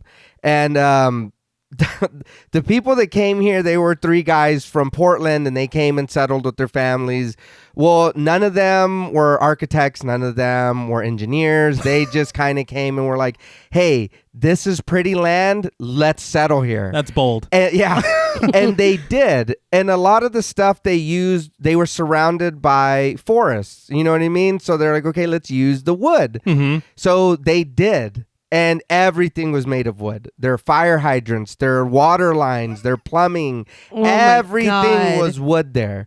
So they had problems with the high tide and the low tide they didn't understand and whatever. So I guess I can't remember exactly what happened, how the fire had started in one place. Mm-hmm. But when it was so funny because the video said that like the fire marshal was gone. So the only people they had to help fight these fires were volunteer firefighters. Good And Lord. then because everything was made of wood, when the fire destroyed pipelines and hydrants, there was no pressure for them to use the water Oh, to of put course. the water not- out. Oh, my God. So they had set a plan to rebuild Seattle. Mm-hmm. So they were going to start, I think they said it was like 5 inches, and then they were going to grow up from the shoreline up to 35 feet up. But this, since it was so long ago, they said the plan was going to take anywhere from 7 to 10 years to finish. So it was a long process. Yes. Yeah. I also, and it was really interesting. I just want to call it out real quick because I thought that this was fascinating. Uh-huh. There was a lady by the name of Lou Graham. Okay. And she ran a brothel back then. And she was like the wealthiest fucking person there. She was so wealthy, people didn't go to the bank to get loans. They went to her. Oh, Jesus. She rebuilt after when they were rebuilding. Of course, they started using bricks and whatever. She had enough money and survived after the fire and all the destruction to build a building that was twice as the size of the one she had before. Jesus. Everyone that worked for her that she put in her employment, she made sure that they spoke multiple languages. Damn. They had to learn how to play an instrument or sing. Holy shit. They were made to read books, and if the ladies didn't know how, they were taught. Wow. No one there was like, you couldn't say anything about the establishment she ran because she made sure everything was top shape. And like, this lady was the largest donator to the public school system in Seattle. Get this. Until Bill Gates. No Holy shit. Yeah, shit. this lady was a badass. I was like, God damn. I just thought it was so interesting. It is. Have we not heard about any of this? I think or at that's least why- I haven't. No, Like, I hadn't either. I thought it was really interesting getting into it, and there was more, but I was like, this has nothing to do with the movie. I'm just learning now. Hey, but we that's- love a good history corner. That Absolutely. But it did. That was very interesting, and I would love to be able to go down there Hell and yeah. see what's going on down there. That's what I had thought, was that it's both incredibly interesting and like creepy. Absolutely. I think it would be scary to be Yeah. down there. I think it's the fact that we hadn't heard of it. At first I thought it was an invention for the film. Yeah. And then knowing now all the history that's behind it. Yeah. It's intriguing. And the pictures I did see of the Seattle Underground, they look exactly like this. Yes. I wondered if they filmed there. Huh. That is very. I want a horror movie down here. Yeah. Well, That's we why I'm got like, this is such a. As Above, So Below. Yeah. Yeah, well, it's such an interesting thing to introduce in this film and like not even really come back to. Yeah. Yeah. I mean, briefly, but not for what it is. I do have kind of a theory as to why it was used. Okay. But I'll touch on it in just a second. But the tour guide explains that these all used to be the city streets where people worked and lived, but after the Great Fire of 1889, they decided to rebuild the new city on top of the old city, like JP said, to stave off the flooding. That's crazy. And I was born in Washington exactly 100 years later. Holy shit. Are you connected to this in some way? Let's keep going. Keep reading. It's fine. But she turns their attention to the cobblestone streets and passages that seem to go on for miles. Some say, she says, that the ghosts of the past still haunt these tunnels. Almost on cue, the lights begin to flicker around them, and the tour guide jokingly lets out ominous ghostly noises, which draws laughter from the tourists. So, can't go into it at the moment, but ghosts of the past. That's where I think the connection is. All right. I feel like that may be a little bit, I'm trying. a little gracious, but I'll allow it. Because otherwise Give me your it's just punch like, card. Yeah. I have a James Wan punch I card. guess, I don't know. But later, the group exits the tour, tipping the guide on their way out. Now alone in the underground, she shuts off the lights, snagging some cash from the till and grabbing her purse. Now, I will say we learn later that she's an employee and not the owner. So what's all that about? Interesting. Good question. But when she unplugs a few of the running lights in the area, she hears clattering noises down a pitch-black corridor. She calls out that they're closed and whoever is there can't be down here. I would have scared myself with that whole little thing I was doing Yeah. earlier. Oh, so, yeah. It's like, oh, those noises I was Yeah, doing. I would have scared myself. It's like, as a group, can we just wait till I leave? Yes. It's like, we can go together. Safety in numbers. Yes. Like, don't leave me down here by my fucking self. How dare they? Yeah. Really? Well, have a good one. But she inches her way into the darkness, calling out, but when she gets no response, she turns right around, almost as if she's seen a horror film before. But the noises continue, stopping her in her tracks at every clang and knock until she finally hears a growl followed by heavy footsteps and she takes off running. Instead of getting the fuck out of there, she wrestles with the cords to plug the light back in, the camera acting as the point of view of something gaining on her. But as soon as the lights switch back on, nothing is there at all. I guess the horror movie she watched was Lights Out. Because- Yeah. But I'm like, okay, so you don't like light. Yes. Yeah. So darkness and shadows is going to be the thing. Like, that's your limitations, That's right? Right. Twice. Right, Because- guys? Oh, no. I am sorry. Because the dude turned on the light. Yeah. And then it was gone. Yeah. Means nothing. But breathing heavily, she turns back to the corridor. But before she can do anything at all, a strange noise attracts her attention overhead. When she looks up, a dark figure with long hair launches toward her from the ceiling, and we cut to black as she screams. So it was a successfully suspenseful sequence. Right. Yeah. I enjoyed it. Oh, yeah. I will say the falling from the ceiling thing kind of corroborates Moss's theory Yeah. I guess you were on the Yeah. that I don't know how she had it, but we'll allow it. But the woman wakes up tied to a beam with tape over her mouth in some sort of dingy, sprawling attic. An industrial fan in the wall cuts through the beam of light as the camera pulls back and she screams through the tape. The long-haired figure wriggles around in the dark, throwing on a black coat and a pair of black gloves. So, giallo. Yeah. A little bit of the influence there. Right. As the figure climbs a hanging chain next to the woman, a nearby radio cracks on, and we hear Gabriel's voice coming through. He says, "I can't tell you how long I've waited for this, but not yet." Holding a phone in his hand, he says, "First, Dr. Weaver." The woman's eyes grow wide in fear and recognition. You've been made. Yes. So the fact that was the moment that she's like, oh shit, Uh-huh.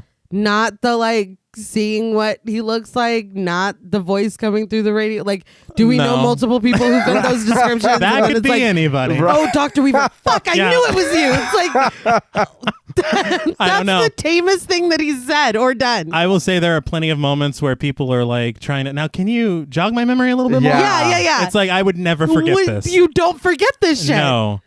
I did want to say that the voice of Gabriel is provided by a voice actor called Ray Chase. Okay. He has done a ton of voice acting, but a couple of things that I wanted to point out because I think that you guys would know it is he played the lead role of Noctis in Final Fantasy 15. Oh, nice. I figured I didn't play that Yeah. one. Yeah. But I knew you guys did. No, fantastic. He also played a person called Mithrax in Destiny 2. Yes. Do you know that? Mithrax is am I thinking of well, because he's part of the Fallen, which again is a whole Whole different. thing. Yeah, We're just like, But, yes, Yeah, right on. But Yes. yes, that is a character that we just got introduced to not too long ago. Okay, I know so little about Destiny that I didn't even know if I should say he plays a person. No, Yeah, is that a thing that you know? But he's done tons of other films, video games, anime. Right. I Very think he was cool. on Dragon Ball Super, which is Oh, more. nice. Yeah. Everything So is he's for wearing, you. Yeah. He's wearing a Dragon Ball Z shirt right Well, now. there you go. Wow. But outside of a very nice house in the light of day, we hear a phone ringing. Through the window, as the camera slowly zooms, we see Dr. Weaver answer it. In a voice surrounded by static, Gabriel asks, "Dr. Weaver?" Not seeing any of this as strange, Weaver just says, "Yes?" Hello to you. It's unbelievable. It's unbelievable. Gabriel puppets her own decades-old action hero words back to her. It's time to cut out the cancer. His petty ass held on to that. Yeah. Oh, he did. Even worse, though, she doesn't understand. Yeah. What How now? though? I don't know. What have you been through in your life? that Yeah, doesn't you don't stand remember out. that? She literally pulls a Seinfeld. She's like, who is this? But the line goes dead, and she pushes herself back from her desk. We see the trophy that we saw earlier, closer now, seeing that it reads, "Excellence in Surgery," and the trophy itself appears to be an upside-down caduceus. Mm-hmm. Weaver immediately heads over to her bookshelf, pulling patient files for someone called May from 1981 to 1993. Opening the file, she finds a photograph and picks it up. But in a very odd cut, there's a very sensual ballad that begins to play, and we cut to Madison's house at night once again, where the music is actually emanating from a radio. I thought Dr. Weaver made it sweet with a patient like 30 years ago and she's reminiscing or something, because that song was strange. Yeah. I was just thrown off of the fact that she had to, like, were you confirming that actually happened? Like, Why do you need to look? Yeah, that was literally for us. She's like, now that sounds familiar. I can't place it. Yeah. Let me jog the old memory real quick. Yeah. It's just all that stuff I did. Yeah, fuck. It's unbelievable. It's unbeweaverable. Dr. Weaver. Yeah. Yes. No, we got it. Yeah. But Madison collects laundry around her bedroom until all the lights around her begin to flicker.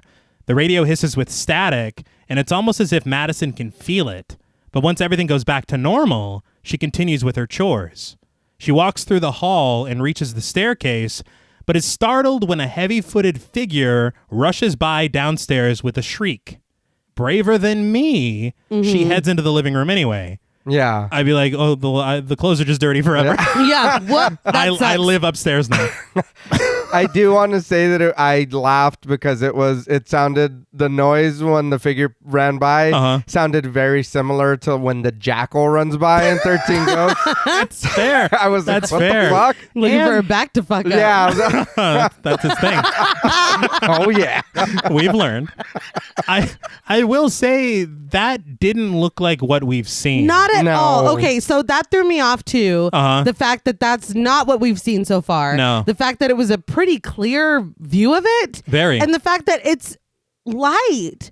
So at this point, I'm like, what are the rules? What are the rules? I don't think there are any. Yeah. The static I love as a concept to show that shit's about to go crazy. Yeah. Yeah. But again, why is it happening at all? And we don't learn. Yeah. I hate to spoil it for you folks. No. We don't. No, not at all. I am. Because I thought, we don't. They're just like, it's just a byproduct of Yeah. whatever. It just is what it is, okay? Yeah.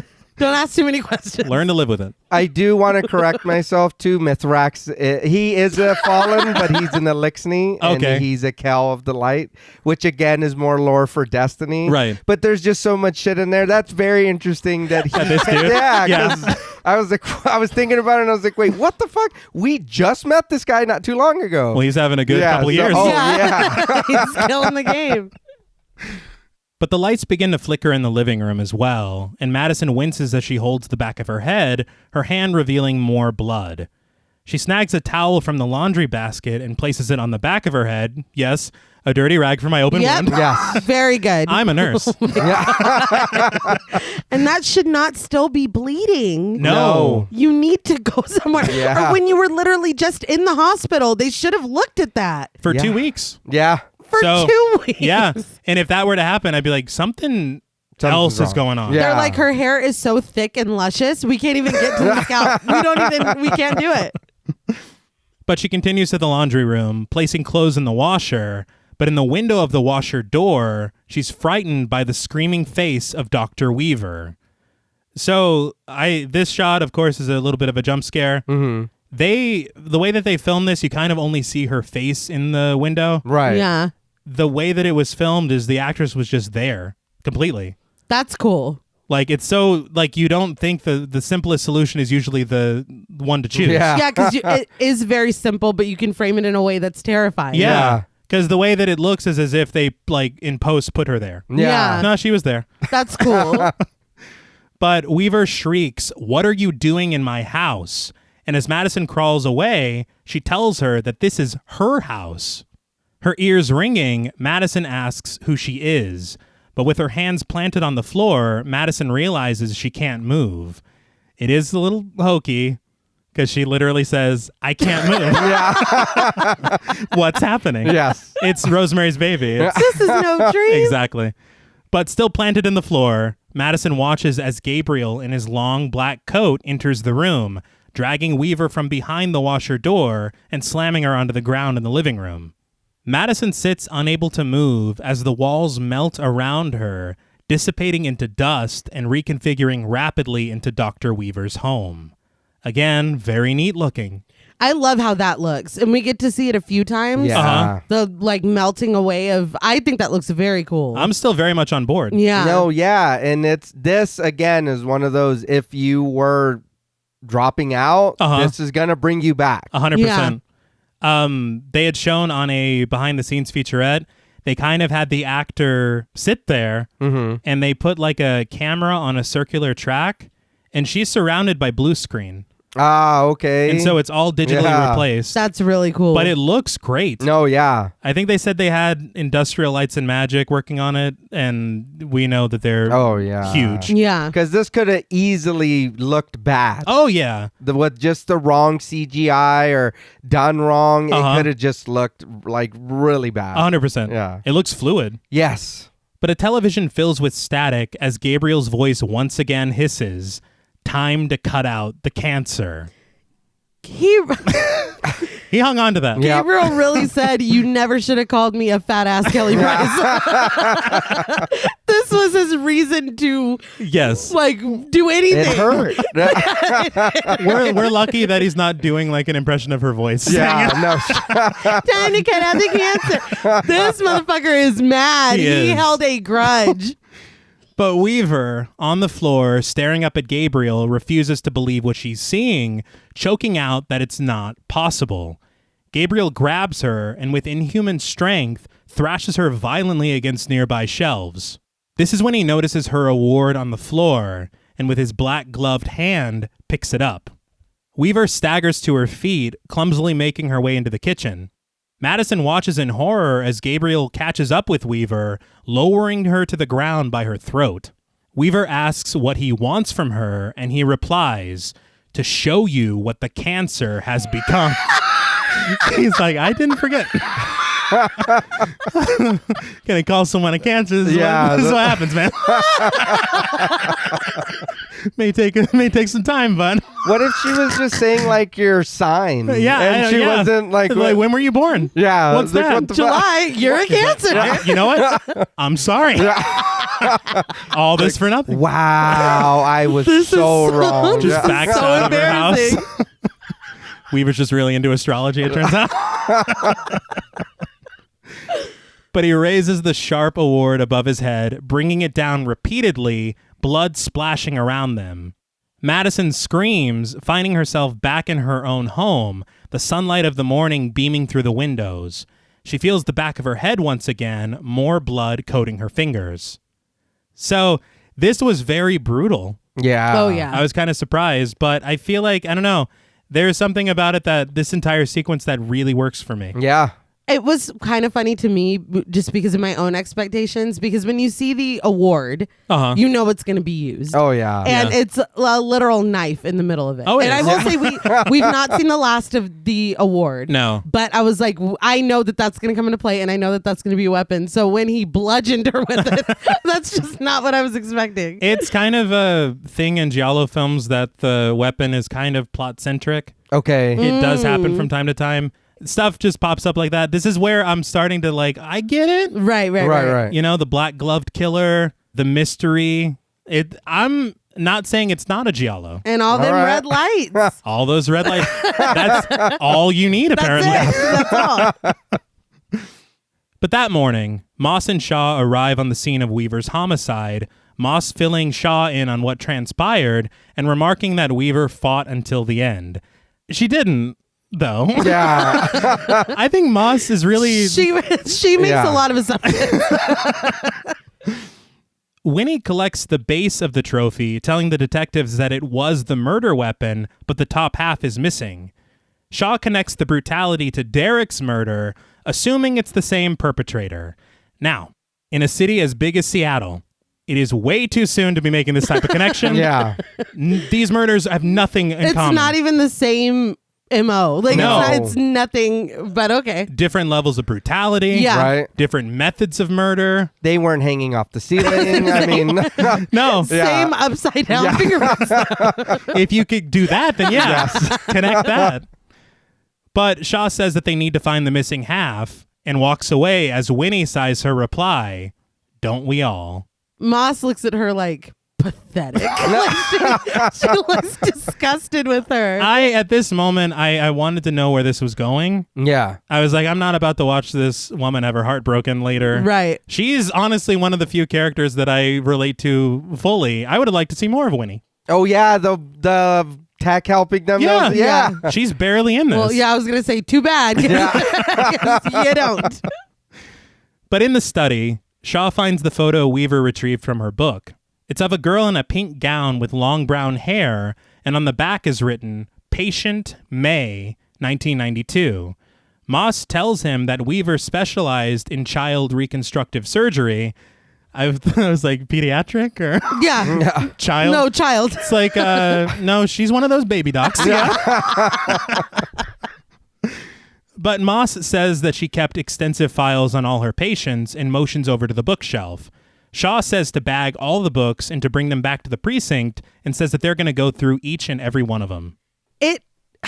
You're already connecting dots here that shouldn't be connected yet. Yeah. No. But we're going to look at this picture with the same fucking haircut of somebody that we just... Oh, that gets worse. Yeah. Dude, I was pulling my hair out. I was like, you guys are giving us no credit at all. Oh, none. I did want to say as well, we just covered a film where they find a bunch of books at a crime scene. Yeah. We did. And they went through them all. We did. But Moss asks Winnie, who is standing in the room with them for no real reason, if she's found the rest of the murder weapon yet. How would she? I have no idea. She literally said it was missing. Yeah. But I've okay. been right here the whole time. But cut to a black-gloved hand clenching the top of the trophy in its fist. Gabriel hammers away at the trophy, even taking a saw to it as the camera twists around the large, dingy attic. Did anybody else flash on when Homer was making Wonder Bat? You know, they reused animation from that Yeah, they did. to make Bart's bed. and they thought we wouldn't notice. I have no life, sir. Oh, we fucking noticed. hilarious. But once he begins to hammer away, the tour guide wakes up and attempts to take in her dismal surroundings. She pulls at her restraints, but before she can even gain an ounce of freedom, the sharpened trophy sails through the board that she's laying on, nearly making contact with her face. Gabriel growls, "Don't even try." Growled like out of his mouth or growled out of the radio? Doesn't matter. Okay. All right. Because it didn't sound staticky no, at all. it didn't. It sure didn't. We're abandoning that. Yeah, fuck that. We don't need it. We don't need it anymore. I did kind of laugh at the shot where she is waking up, but he's still at the table putting in work because that motherfucker was he was putting his back in. Like he really was. Well, he's got a mission. He was putting in the work. But back at her house, Madison is vomiting in the upstairs bathroom as Sydney sits with her wiping her face with a towel. On the television is a news anchor played by Danielle Nottingham detailing the discovery of Dr. Weaver's body. And Nottingham is a real news anchor. Oh, cool. All right. I thought that was neat. But Sydney asks if Madison knew her, and Madison says that she didn't, but she saw her die. She doesn't know how, but when she was doing her laundry, she saw him killing her. Sydney asks if it's the same man who attacked her, and Madison says that it was. He wasn't there, but she saw him murdering Weaver in her house. It was like she was there and here at the same time. She collapses into sobs, asking Sydney what is happening to her. Sydney cradles her, promising that they'll figure it out. Sydney's like, I don't know, maybe you should find a blood relative to help you out with this. I heard that's very important. Yeah, Right? I'm Gabriel level petty, so she's better than me. She's also better than me because I get that getting so upset that you throw up. That's kind of my whole thing. Yeah. Right on. If I'm going to be sitting on this floor with you, cleaning your face and consoling you and stuff, could you flush the toilet? Well, that's... Like, yeah. it's just sitting there, and that was distracting me. Just It was sitting there. Can you get rid of that, please? Or else we're both going to be taking turns Yes. using Yeah. the toilet. Have you ever trying not to get sick? Like, All you're the like, time. Can you please just... It's like if if I I move say my mouth too in much. the weird way, it's done. It's Yes. game over. It is game over. But at the precinct, Moss and Shaw flip through graphic surgical photographs, the same ones we saw in the opening credits, until Moss has reached her limit. She throws on her jacket, and Shaw tells her to apologize to her husband for him and offers to make it up to them because I guess this was their date night. Moss says that he better make it up to them because her husband is pissed. We don't meet her husband. No, we get no more on that. No. The police station is so fucking dreary. Yeah. There, I thought like we get a wide shot, Right. and it's like it looks industrial. Yes. It's neat. It's neat. It's weird, but it's neat. Aesthetically, it's very cool. Yeah. But this is not Functional. No. No, yeah. It's like I can't even read these reports, man. It's dark. Maybe like it was an old bank or something Maybe. before, Yeah, or it's library or something. But Yeah. It's yeah. weird. It's the bank from The Mask. No. Just keeps popping up. I did want to call out because the production designer was Desma Murphy, and it's another one of James Wan working with all these people again. Okay. She was the art director for Aquaman and Furious 7. All right. I just love when people find people they like working with. Yeah. It warms my heart. But still at his desk, Shaw rediscovers the photograph of the girl in the pink gown. He calls out to Bosco, played by Dan Ramos, who reluctantly admits that he's still here. After a bit of flattery, Shaw asks Bosco if he can age up the photograph to make the girl about 30 years older. I gotta tell you, man.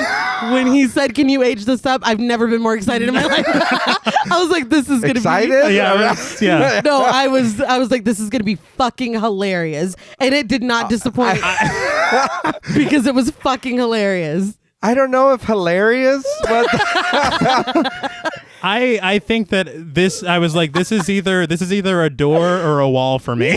yeah. And it all dependent on what you do I'll say with this photo. and we will get there. When we see the aged up thing, I had to pause because I could not stop laughing. JP is not. I laughed, but I think it was a little more of a. I knew what was gonna happen. Of course. We'll get to it. Yes. But elsewhere, under heavy rain, the bright neon sign for the Silver Cup Apartments burns brightly through a window. The camera oscillates to find Dr. Fields on the phone with a man named John and entering a large bedroom. If you remember, Dr. Fields was his thoughts are Yeah. He's broadcasting his thoughts. Yes. Fields asks the person on the other end who would kill her, let alone mutilate her like that. He admits that he hasn't spoken to Weaver in years, but the person he knew only tried to help people. As the person on the other end offers a rebuttal, Fields tells them not to bring up Simeon and says that was a different time. I laughed because I'm like, what did they say on the other end? What about that shit? Yeah. Simeon. He's like, no, we're not talking about that. Why are you bringing up old shit? But just then, the electricity begins to flicker all around him, and he loses the connection to his friend on the phone. He turns to find one of his windows open, the curtains catching the outside breeze. He goes to close it, but steps in a puddle of rain, and his eyes follow a trail of it leading into his closet, the light of which goes out before he can see if anyone or anything is in there. Full of tension, he cautiously steps into the darkness, and when he turns on the light, there's nothing out of the ordinary, so he snags a towel and begins to wipe up the water. But how did that water get there? Yes. He's like, not my problem. It's your room. None of my business. He didn't give a fuck. No. Like, he didn't care at He's all. like, well, someone's got to clean this up. I understand. I understand the cleaning, but come on, dude. Yeah. That's no investigation. yeah. No, just, yeah. Oh, I guess- must have done this. It's like, And all then- right. No. Yeah. Yeah. You haven't been to the closet? Yeah. When were your feet wet? What the fuck? Now. Like, yeah. And you haven't done No. any. It's just bad. But the door slowly creaks shut on its own, but he stops it before it does, continuing with the cleaning, the neon sign casting red hues throughout his bedroom. He shuts off the closet light, but doesn't close the door for some reason. I'm like, I don't care what else is going on. Nope. Yeah. The boogeyman also exists. That's we don't need any of that. Yeah, you got to worry about him first. Like, Yeah, that's your first priority. Boogeyman, wet floor. But he stops to look out the window as the rain falls outside, and as the curtain catches the breeze once again, it flows away just enough to reveal Gabriel's silhouette standing behind him. There's a dramatic music cue as well. I loved every moment of it. Mm-hmm. Fields closes and locks the window, and when he turns around, he's alone in his room. He sits on his bed to take off his watch, and the camera presses in on his vulnerable ankles underneath the bed. but before he can get pet cemeteried, Yes, that's exactly what I was thinking. Yeah. he shuts off his lamp and climbs into bed completely. I don't understand how he's trying to go to bed right now with the shades open on Kenny Rogers Chicken. I understand again Yes. stylistically and aesthetically how it adds to the scene. For sure. You could not. How can you sleep with that? I don't know. And he's got Mr. Marbles running around. Yeah. So I don't know. You got me fucked up. But at Madison's house, she lies in bed as well, thunder crackling and lightning flashing outside. She turns over, and suddenly, the low hum of a neon sign is heard as the red light of the Silver Cup Apartments covers her face. She opens her eyes to find Fields lying in bed next to her. She screams loudly as Fields lies there fast asleep. The shot tilted 90 degrees. Her room dissolves around her once again, transforming to that of Fields' bedroom as Gabriel rises up behind her and crawls over her motionless body, watched by her fearful eye. Brandishing the sharp, winged weapon of Weaver's trophy, Gabriel crouches over Fields in an oddly contorted posture. Fields wakes up screaming, but his screams are quickly silenced by Gabriel's sadistic slashings. Madison peers up at him, and through his long, drenched hair, she can barely make out one of his beady eyes nestled in a twisted mess of flesh. Naturally, she wakes up screaming. All of this looked very, very cool. Oh, yeah. The only thing I will say, and we talked about giving things away too early, we see way too much of Gabriel I agree. during this. I should not have seen that posture. Yeah. Literally. Because seeing that, I was like, something's up. Yeah. Yeah. It's, yeah. Yeah, I mean, It's a bit much. Yeah. It looks, and it's creepy. yes. It looks interesting, but again, I agree. Yeah. I did want to say along with you, because I did enjoy the sequence a lot. Mm-hmm. There was a bit of it, because it does feel like we're kind of traveling through like James Wan's greatest hits. Yeah. Yeah. Because this reminded me a lot of Dead Silence, Yeah. the way that the sign was. Right. And I feel like it's very interesting that he's doing that. It's really cool playing with the darkness and the colorful lighting, again with the giallo influences. But I did want to call out Gabriel's physical performers. Right. Yes. They are two people that play him at different points.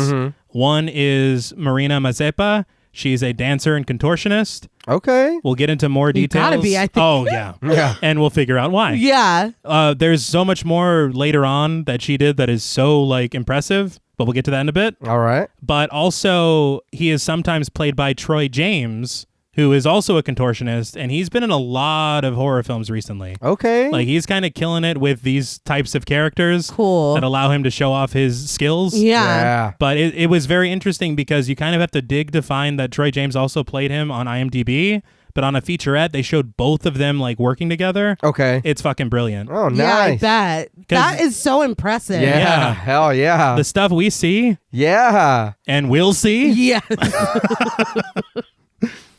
But the camera swirls around Madison as the morning light beams in through the windows. Sydney rushes to her sister's bed, checking on her as Madison tells her that he's here. Sydney tells her that he isn't and notices that Madison's head is bleeding again. Madison insists that the killer was here, and even more, she saw his face. Later at the police station, Madison tries to explain to the detectives that she's seeing his murders, almost like he's showing them to her. I don't know that I would ever tell the police this. No. Yeah. Again, you're really you're setting yourself up. Oh, yeah. It's like, so you're doing this. Yes, exactly. But Moss, not in for any of the supernatural shit, asks, what do you mean? He's sending you videos? It's like, yeah, he put them on YouTube. Yeah. Not no how she shit. said it at all. Not at all. But Madison is like, no, she sees them as they're happening, like she's having visions. The detectives are quite skeptical, but Sydney posits that maybe when the killer attacked her, they formed some kind of psychic bond. She tries to extend a bit of an olive branch, suggesting that they probably consult with psychics for missing person cases and whatnot, so they understand. Moss assures her that they do not. Sydney calls bullshit, saying that she played a psychic on an episode of a cop show once, and they told her that it's a real thing. That made me laugh because she was like, clearly I know what I'm talking about. But Moss can't believe that they're having this conversation at all. Shaw takes over, asking Madison exactly what she saw. Madison says that the killer struck again, this time across from the Silver Cup apartments. Moss gives attitude, saying Wikipedia Brown just solved the case. I mean, Wikipedia Brown. It's pretty good. That's not bad. Yeah. But I'm not mad at that. Yeah, but she's not solving any. She's just telling you that she's seen something happen. Somebody else is dead. Yeah. Yeah. That's it. Let's investigate it, maybe? Yeah. I don't... I appreciate... Because she's adding a lot of levity, Moss. Right. And it's kind of helping me point more towards that campiness. But again, we've been through some shit already. We've been through too much. Yeah, it's kind of difficult. I get it, but for me, I'm just not enjoying the detectives. I think it just adds more to the confusion. Fair. That's because fair. I get what you're trying to do, but is that what's going on in this movie? Are you on the right set? Because they're tropey. Yeah. They are. And honestly, maybe I do take that back because this levity would be needed if the tone was meant to be serious. Yeah. But if the tone isn't. But yeah, that's a good point, actually. Yeah. So fuck everything I just said. Scratch that. Yeah, scratch it completely. But Sydney defensively says that Madison saw Weaver die as it happened, and now she's seen this murder. She tells them that if she's wrong, then they can have Madison committed, and Sydney herself is willing to have the cuffs slapped on her. Shaw looks away awkwardly because I guess this is supposed to be some kind of sexual thing. Yeah. Which I did not even take it that way until he made a face. Yeah, and she does too. Yeah. And also, if I'm Madison, I'm like, hold on. Hold on. I didn't agree with any of this. I appreciate your faith in me. But we're putting a lot of eggs into the silver cup. Yeah. I just feel bad because Winnie's like, what the fuck? Peering over from her desk. It's like... Yeah, that's sad. And by the way, I say that. She's not even in this scene. No, she's not there. Which I think would have helped with whatever they're doing with... It doesn't matter. Yeah. They're just telling us that the detective... He's like Dracula? He gets it in. He's Tom Atkins. Detective Shaw played by Tom Atkins. But they arrive at the apartment complex at the building across from the Silver Cup apartments. Moss asks nearby officers to keep an eye on the sisters, and Shaw, for some reason, shares a little moment with Sydney before being called to work by Moss. They're in love now, right? I mean, after that one, maybe 2 meetings. Yeah. I mean, obviously, that's what we're supposed to. That's where we're supposed to be. I'm not buying it. Yeah. But they canvass the top floor, but seem to be coming up empty. On their way to another door, Moss gives Shaw a hard time about the looks he was throwing Sydney earlier. Unnecessary. But they knock on the door and find that it's already open. They draw their guns, calling out to the possible tenant. Moss reaches the bedroom and with a startled look on her face, calls Shaw over. The camera glides over Fields' murdered body, blood-stained blankets, and his battered, featureless face to the window where the Silver Cup sign hangs overhead. The face is overkill. Oh, yeah. It's brutal. God damn. I gotta be honest, I didn't think they were gonna find a body here. Really? Yeah. Well, the way that it's set up, it's like, no, believe her. I feel like in most horror movies, you wouldn't. So I was a little subverted. Yeah. But at this point, if you're a detective and you're operating through just logic alone, Madison's doing this. Absolutely. Yes. That's why you don't go to the cops when you're already a suspect in another murder to be like, listen. By the way, I know about another murder. Y'all don't even know about it yet. I got ties too. Yeah. And I'm seeing it. It's like I'm there almost, but I'm not. Were you there? Yeah, don't say that. You have the right to remain silent. That's what you have. But we immediately cut to a police sketch of what Madison saw. A disfigured face with misshapen eyes and jagged teeth, all framed by long, dark hair. The first time I saw the police sketch, I kind of scoffed because I was thinking of the artist. Yeah. He's like, all right. Yeah. And you said that his nose, okay. Got it. Looks something like this. Yeah. She's like, that's it. Yeah. Moss cracks wise that she's putting out a bolo on Sloth from the Goonies. Y'all need to leave Sloth out of this. Madison excuses herself to the restroom as Shaw scolds Moss for her remark. Moss then walks away, and Shaw fumbles his words, asking Sydney if she wants to take a seat with him while she waits on Madison. In the bathroom, however, all the lights begin to flicker until they go out. Madison turns away from the sink. Very interestingly, we see the back of her head in the mirror. The framing is great. Yeah. The framing's really good. My thing is that too much is happening with electricity so far for this to not be tied to something. Agreed. I would be running the fuck out of there if y'all don't believe me that I'm actually seeing this shit. Something's about to happen right now. Yeah. So I'm going to be in front of you when it happens. Instead, I'll just stick around. Yeah. Okay. Very good.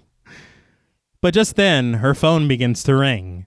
I know when that hotline Only mean one thing? it can only mean one thing. Through the static on the... Fuck Drake, by the way. For real, though. Through the static on the screen, we see it's an unknown caller. Madison picks up, and we hear Gabriel hiss, "Hello, Emily." The music pulses dramatically as Madison looks around the bathroom, telling the voice that her name is Madison. Gabriel responds that her fake mother gave her the name Madison, and her shitty marriage gave her the name Mitchell, but she'll always be Emily to him. It's like, man, he is petty. Yeah. Damn, dude. He didn't need all that. Dragging her for what? For what? It's like, I picked up for you, dude. I could have let it ring.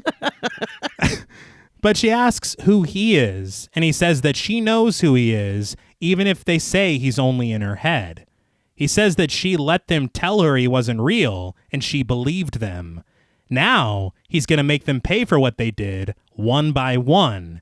Madison screams, "Gabriel, no!" I said, what? Yeah. I could not have been more shocked at that. Yeah. But Gabriel just laughs and says that deep down, she's always known. She asks him to stop, but he says that they're just getting started and hangs up. He's having the time of his life. Oh, Yeah. So does he have a cell phone? That is a great question.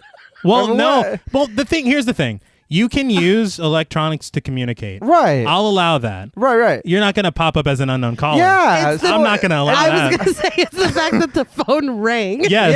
That's a call. And you, come on, you blocked your number for real. Yeah, like, seriously? Stop. Like, I don't know your number to begin with. Yeah, it's I not can't- saved. Who the fuck? I can't get back Yeah. to you. Yeah. The funny thing is I didn't even think about the phone calls. Yeah. The phone, if you hear through the phone, fine. Yeah. But it's the We've fact. seen that. It's Right. the fact of it being a phone Of it call. ringing, Yeah, it's her having to accept the call. Yep. So if you just let it keep ringing, I then guess what? He's like, God damn it. I understand you can't come to the phone right now. But Madison returns to Shaw's desk, rushing Sydney out, but not before Sydney can tell Shaw that she'll see him around. The way that they were sitting there, it's like they're just on a date now. Yeah. I don't like it. No. Bosco returns from his lunch break, though, and Shaw asks if he's finished what he asked of him. Bosco says that he left it on his desk, but somehow Shaw hasn't seen it yet. Bosco assumes that he must have seen it already and asks if that's why he brought her in. The girl in the picture. Flipping through papers on his desk, Shaw finds it. The completed age progression looks exactly like Madison. Shaw says that she was the doctor's patient. Wow. And now, I had to pause because I could not fucking stop laughing. It's just her. yes, it's like a headshot of Annabelle Wallace. Like it's not even like, and I have seen plenty of age progression. They did some hilarious age progression on Nathan For You that was terrible. But in real life, it's not a science like that. It's not the It's exact not the person. The same haircut. Right. I couldn't stop laughing because when he gave him that assignment, I knew that this is exactly what I was going to get, and it did not disappoint. That's fucking hilarious. I think this for me was literally telling me what kind of movie we were going for. It's like, that's what she turned in to get the part. Yes. Like, look, I can do it. Check it out. Yes, it's me. But they did that. Yeah. They did that. Hilarious. I get how that's funny, Uh-huh. but it's also like, really? That's not what was happening earlier. it's What the fuck? insulting. Yeah. What? I put my hand over my mouth. Yeah. It is. Sure. But Madison speeds down the street, an incredulous Sydney asking why they can't just turn around and tell Kakoa. He could trace the call. I was like, oh, we're on first name basis now? Yeah. He's not Detective Shaw anymore? Yeah. No, we're dating. Oh. We're fully we're Yeah. in this. I don't This is like in game. This is in game. Madison says that the cops think she did it, so they can't. She says that his name is Gabriel. She doesn't know how she knew, but talking to him, she just did. He's someone from her past, from before she could remember. So she was adopted at 8. Yes. I feel like if this is somebody from her past, that really narrows down the list of suspects. Yeah. I would say so. So you were with your family, presumably, Mm-hmm. and then you were in this facility. Right. It's a pretty short list. Yeah. One would think. And look, I think we're in deep enough to where we've told the cops that we're seeing visions. Yeah. Why not tell them about Gabriel, dude? Yeah. I mean, What's shit. the difference? It's at this already. point? But Sydney just asks where they're going, and Madison just keeps driving. But they finally arrive at an old farmhouse, greeted by Jean, their mother, played by Susanna Thompson. Madison hugs her, and before Jean gets into small talk, Madison cuts to the chase. She asks if during the adoption, they said whether or not Madison had a brother. Jean says that they didn't, and all they said is that if there were siblings, they tried to place them in the same family. Madison asks, then who the hell is Gabriel? And we see the name hit Jean quite hard. With no poker face. Oh, no. Not at all. It's like when we talked about on the Walking Dead game when he's like, what's wrong? Are you okay? But inside the house, Jean pops in a videotape of Madison's 9th birthday. We get shots of the actual tape itself being fed into the VCR. Yeah. It's not necessary, but it's welcome. Yeah, it's pretty cool. It's neat. But Jean says that Madison nagged her for a birthday party, and they even invited her whole class. And this is when Madison cuts in and says that they thought she was a freak. She said she had no friends at all. On the tape, we see young Madison, played by McKenna Grace, seated at a table as Frank, her father, played by Andy Bean, and Jean sing Happy Birthday. So McKenna Grace. Yes, she's young Theo. Yeah. Yes. And Judy Warren. Yeah. And she's one of the actresses. Yeah. Same exact haircut. Yeah. Well, that's how he did the work so easily. It's like, this is actually one of the easiest age progressions I ever did. Andy Bean as well. He was Stan Uris in It Chapter 2. Oh, hell yeah. Nice. But they place a cake in front of Madison and she blows out the candles. Young Madison turns her head, telling someone that we can't see to stop saying that. And then she says, they are. Her parents ask her who she's talking to, but she just says that it's no one. They politely tell her not to lie, and she admits that she was talking to Gabriel. Can we not do this on the birthday video? She's like, cut Maybe that. turn it off and then be like, what do we tell you about lying? Well, they say it very nicely. They do, but still, this is not in the memories that you Yeah. Remember that time you lied to us on your birthday? That's nuts. And you're 9. I mean, Yeah.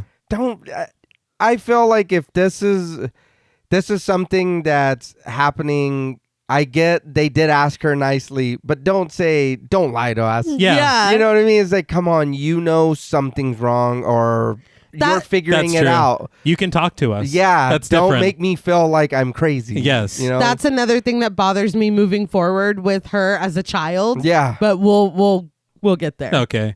I did laugh because after Madison on the tape says that it's Gabriel, Sydney in modern day looks around like, it's the same man. Yeah. We're watching this for a reason. Yes, precisely. But Jean asks on the tape if Gabriel is imaginary, and Madison says that he isn't made up, but he says that they are. They're not her real family. Jean looks directly into the camera like it's The Office. Yeah. It's like, you believe this shit? She's like, I swear to God, working here at Warrenham Hogg. But just as Frank asks her if this is the nightmare that Jean fast forwards the tape to Christmas 1994, and we see that she's pregnant with Sydney.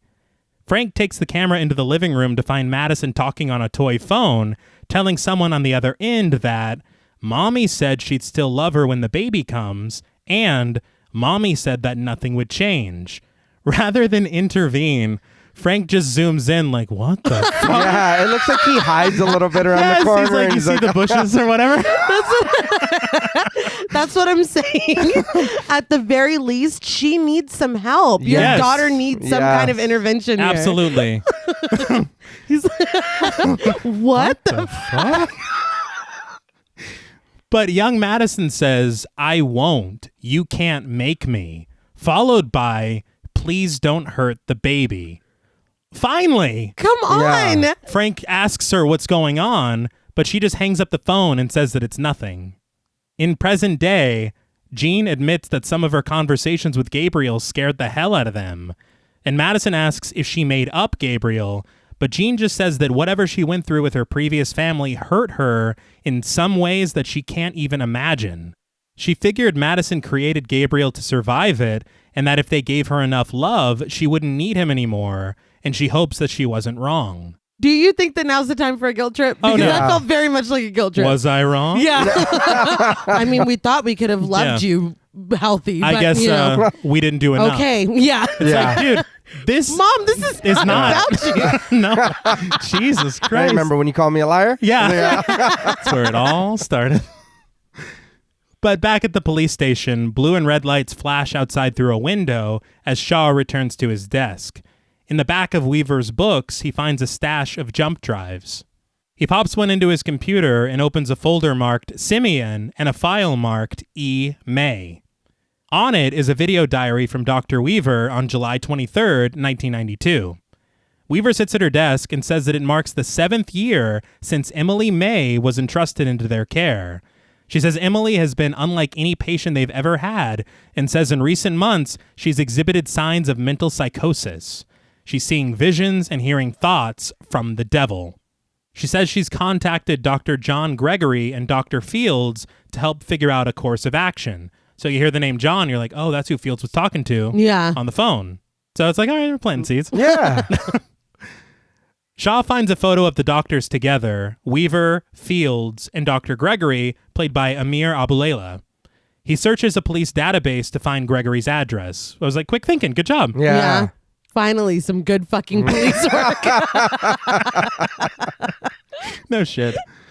But in a wide shot, Madison brushes her teeth in her bathroom. She dips below the mirror for a moment to rinse her mouth, and when she returns, her reflection is that of Dr. John Gregory in his own bathroom mirror. Her bathroom disintegrates into his, and we find him calmly resting in his bathtub reading a book. This was cool as shit. Oh, yeah. It looked really cool. Every one of these transitions is great. Yeah. I love it. But unfortunately, Gabriel steps out from behind Madison, his trophy blade shimmering in the light. Shaw arrives on the scene in his cruiser, rushing into the apartment building and right into Gregory's loft. He calls out to him, but gets no response, and he finally makes his way to the bathroom. As soon as he opens the door, the camera presses in on the bathtub, now obscured by a clear, blood-soaked curtain, and we see Gregory's lifeless body thinly veiled behind it. Too late. Yeah. And I thought this was very interesting because I would have expected that we would have seen this murder. Yeah. We don't. That's maybe that's why this one felt a little tacked on to me. Really? Just to get Shaw on the scene. Uh-huh. I don't know. I felt like the other ones, Gabriel was more upset. He had more to say. I feel like this is just on the list. He's like, all right. and you. Yeah. You visited me You twice, were there. I think. It's like, okay. But Shaw proceeds into the room, Madison standing right in front of him, but he can't see her. She tries to warn him, "Detective, he's still here." In the mirror, we see Gabriel's blade reflected in the corner of the room, and before Shaw realizes it, Gabriel drops down on top of him from the ceiling. Shaw lets out a shot, shattering the mirror, but Gabriel is still on top of him. Shaw stares up in horror at Gabriel's disfigured face as he tries to stab him, but misses. He's like, it is sloth. Yes. Yeah. See, and this is where I'm talking about as far as like proof is concerned. Yeah. Because there's a lot of things that come up later that really kind of discount Shaw's What experience. just happened? Yeah, tonight. you're totally right. I don't understand it, but Gabriel then makes a hasty retreat, Shaw missing yet another shot. In an awkwardly disjointed run, Gabriel runs down the hall with Shaw in pursuit, crashing through a window and leaping like a gymnast down levels of the fire escape outside. He wanted it more. Yeah. This is where you shake your fist and let him go. You earned it, dude. Oh, I'm not yeah. even. But my next note is bit like 7, isn't it? Right? Absolutely. A Yes. lot. So much. Big 7 vibes. Yes. And honestly, I feel like this is one of my favorite parts of the film, too. Yeah. Just like It's in just 7. calling you back to there. Yeah. But Shaw watches in disbelief, running down the steps like an actual human being. Do you remember on Superbad when he's like, "This is the fastest kid alive"? Yes. But Gabriel obviously makes it down first, and Shaw jumps down as well, but rather than landing gracefully, he crashes into the lid of a dumpster, bouncing off and onto the concrete. Well, he had a choice to make. He did. And he was like, I can't believe I'm doing this. Yeah. So, I mean, he had to get down. He did, but it's very funny to me that he's like, all right. Like, he's psyching himself up, and he still lands like this. I bet that's going to hurt. It's like, Oh, God, yeah. And more power to him because he gets up and keeps running. He does. I would be like calling for backup or something. That is, I have that in my notes in a minute. Is backup not a thing here? That's a great point. Because literally you walked into a crime scene and the assailant was still there and attacked you. Very true. And we're just going to run after him and not ask for help. I mean, or for people to, it's just, okay. He follows Gabriel into a smoky alley, but Gabriel breaks into a building and slides right inside. Shaw continues his frantic pursuit, bathed in red lights, blue lights, and then in total darkness as Gabriel takes him through the Seattle underground. Flashlight in hand, Shaw follows him down through a hole in a brick wall and into the tattered cobweb debris of what used to be Seattle. So I will say this is very smart to bring this chase here. Mm-hmm. Yeah. Because at this point in the movie, I forgot about the tour guide. Oh, yeah. Oh, that's true. Yeah. And I'm like, that's right, you're reminding me. That's true. But Shaw finally makes it to a fog-filled room of dilapidated carriages, slowly attempting to locate Gabriel without leaving himself open to an attack. Suddenly, a carriage rushes toward him, but he dives out of the way. He opens the carriage and finds it empty, as if Gabriel would be sitting there driving it. Like, I don't know why he did that. It's like, damn it. But out of nowhere, Gabriel pounces and a struggle ensues. When things get a little too spicy for the pepper, though, Gabriel rips himself up the walls and exits out of a hole in the ceiling. I know the whole climbing on the wall thing or whatever, but it looks funny, but I get it. Yeah. I mean, And if you were there, He's But like, too it's- fast. He did attack from on top of the vehicle that the detective was on the side of, though, which also, you know, Yes. yeah, if we're kind of but who's counting? whoever's keeping track at home. But after his exit, Shaw can only offer, "Fuck me." I laughed because I was like, when he's like, that can be arranged. Yeah. And Sydney. And Sydney, apparently. Yeah. Because this dude apparently is, He gets it. I mean, yeah, we've established. Yeah. But seeing this scene, there's literally no explaining what just happened. So it really annoys me later on all right. Yeah. with Shaw. Yeah. I will say, like you said, he can corroborate the drawing that Madison, which only lends credence To but- what she's experiencing. Yeah. But nobody wants to talk about Nope. that. The next morning, though, at Madison's house, the detectives sit with Madison and Sydney. Shaw explains what he found in Weaver's files. All 3 murdered doctors were involved in a case study called Patient May, and Madison was the case study. I was going to say it's named after me. Yeah. Fuck. Well, but interestingly, she doesn't know that's her True. name. Right. All she knows is Gabriel called her Emily once. Yeah. She's like, you have the wrong number. Yeah. But he says that these were her doctors.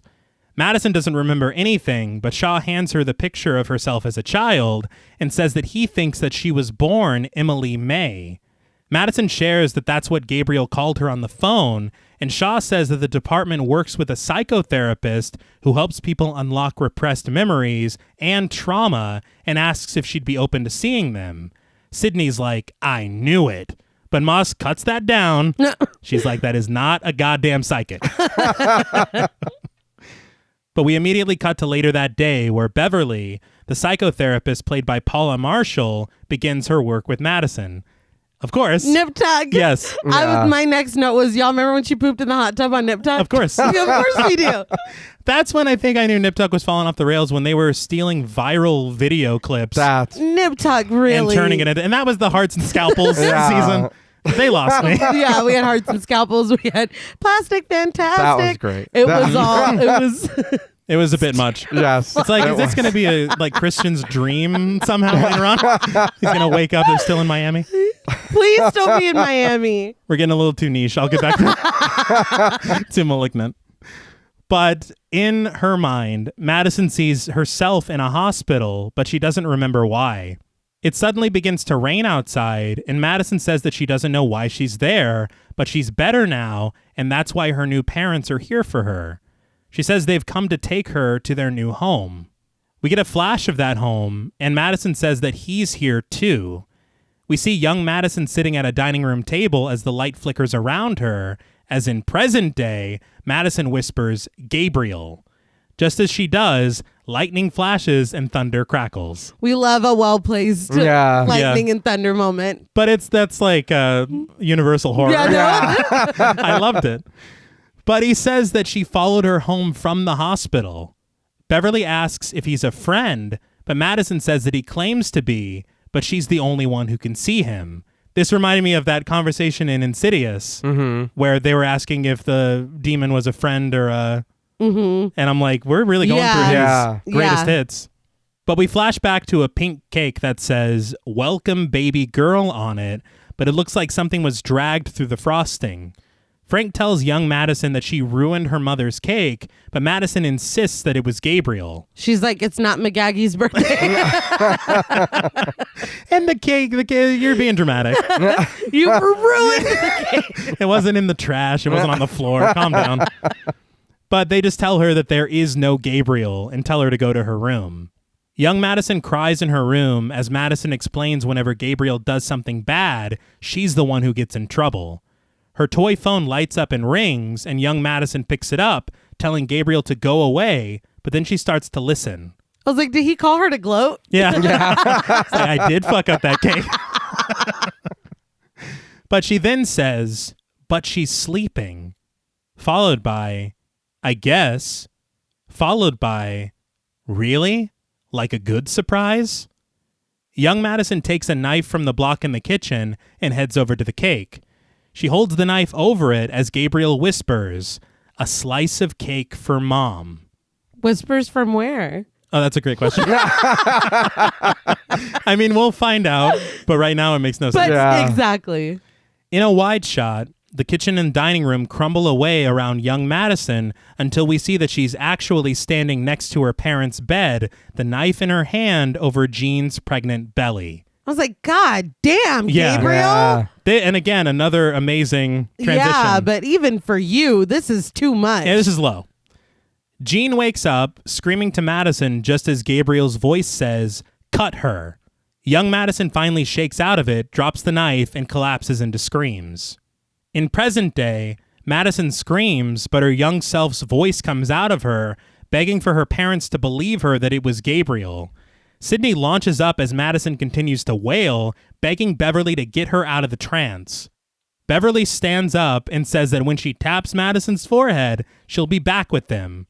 She then presses her forehead like a power button, and Madison regains composure. Well, she does after like being like, what the fuck? No. She's like, don't dream about me no more. Just like staring at her.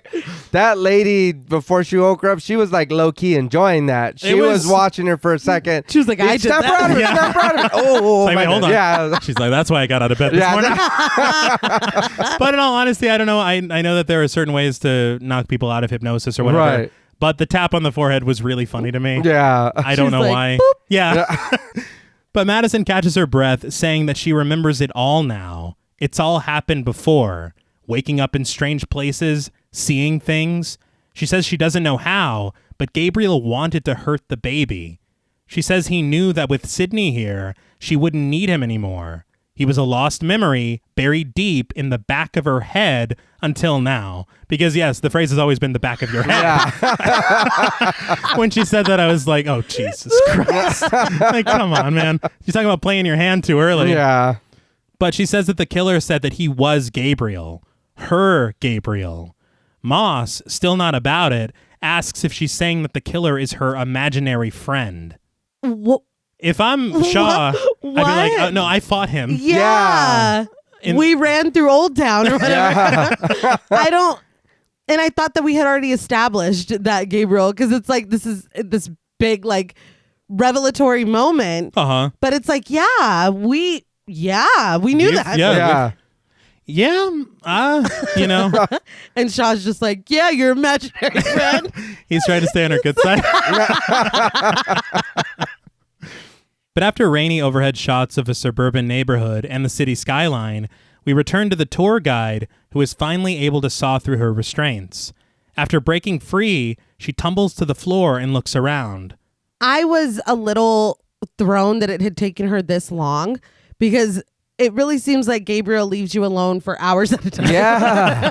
He does. He was. I feel like he was doing in Dr. Gregory all night. yes. Oh, yeah. Yeah. I mean, but yeah. okay. I know we all do things at our own time, but Yeah, and honestly, I mean, there's a lot of trepidation because you're like, if I get caught halfway through this, I'm fucked. Yeah. Yeah, that's it. But after taking a few steps, she crashes through the floor, falling several feet through a coffee table in Madison's living room. Madison, this is not a good look. No. Like, this is not a good look for you. Moss and Shaw, who are just about to leave, are there to witness it all, and the camera presses in on Madison as that awesome version of Where Is My Mind continues to play. Yeah. And she screams wildly. Now, the scream was not necessary, I will admit. And it did make me laugh out loud. I will admit. But her having been in the house the whole time, Yeah. that's surprising. No, that was a pretty good twist. Yeah. And I never would have guessed it. But I'm like, damn, Madison, like, your attic is rough, dude. oh, Like, yeah. Wait, so There's- that's just... Yeah, you don't go up there and clean or Yeah, nothing? what the that's hell? not an evil lair. That's just No. your Yeah. attic? And that God damn. giant industrial fan? Yeah. The cobwebs? That's just part of it. Okay. But sirens wail outside as the tour guide is loaded onto an ambulance and everything moves in slow motion. Madison's house is deemed a crime scene and she's loaded into the back of a police car. Sydney proclaims Madison's innocence to Moss, but Moss tells her to back off or she's going to charge her with being an accomplice. I'm sorry. That's a stretch. On what grounds? Yeah, because you're annoying. Yeah. I don't like you. I don't like that. But Sydney tries to appeal to Shaw, who was sweet on her earlier, but it doesn't work. Winnie calls the detectives inside. It's like, you should have stuck your tongue out to Sydney.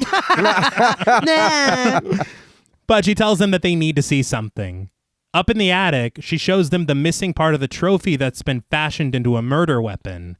Moss gives Shaw the I told you so treatment. I don't think he's going to get a date with the sister anymore. I think that's... I think you're blowing your chance, That ship dude. has sailed. But again, it's like, Madison, this does not. No. This does not look good. It's everything. Yeah. Yeah. But in an interrogation room, Moss tosses the trophy in an evidence bag onto a table in front of Madison. She tells her they have the murder weapon, the gloves, the coat, and what she refers to as Jeffrey Dahmer's workshop in her attic. I mean, not really. But I don't. Yeah, Yeah, I I don't. don't. That wasn't a great comparison, No. Moss, but okay. there are other people you could have chosen. Yeah. But Madison, much like when she was a child, tries to tell them that it was Gabriel, but Moss isn't buying it. Madison also tries to appeal to Shaw, but he just asks her who that woman in the attic is. I love, once again, that never happened to him. He has compartmentalized Yeah. that. That's Yes. gone. Yeah. It's like, if you're really going to buy into what Shaw is saying, you watched Madison parkour all over the city, Yeah. fucking fought her in the ruins of old Seattle, Yeah. and lived to tell the tale. That's what you're saying happened. Yeah. I just love that they keep appealing to him, and he's just He's like, I don't... giving nothing to anyone. I get that it doesn't look good for Madison. No, not at all. But like you said, you experienced that, dude. Well, Oh, You're no. not going to say nothing? Apparently, he's like, that was a nightmare, I He's think. like, the woman in the attic. First and last name. That was a nightmare, I think. I don't think that I don't happened. remember that at all. But Frankly. you're still hurt. Yes, the fuck? you are. He's busted. Yeah. I don't get it. I don't get it at all. But Madison says that she doesn't know who that woman is and that Gabriel must have snuck her into her house. Moss has another theory. Madison was mentally ill when she was a child. The doctors helped her and it worked for a while, but now her sickness is back and she blames them for fucking her up. You're being rude. Oh, yeah. Like that? Come really on. rude. Yeah. It's like we were kind of cordial Yeah. What? earlier. One woman falls through the ceiling and now you're fucking... Yeah. Now we're not friends anymore? Okay. Jesus. Fair weather friends, am I right? But the lights begin to flicker around them, and Madison screams that she's telling them the fucking truth.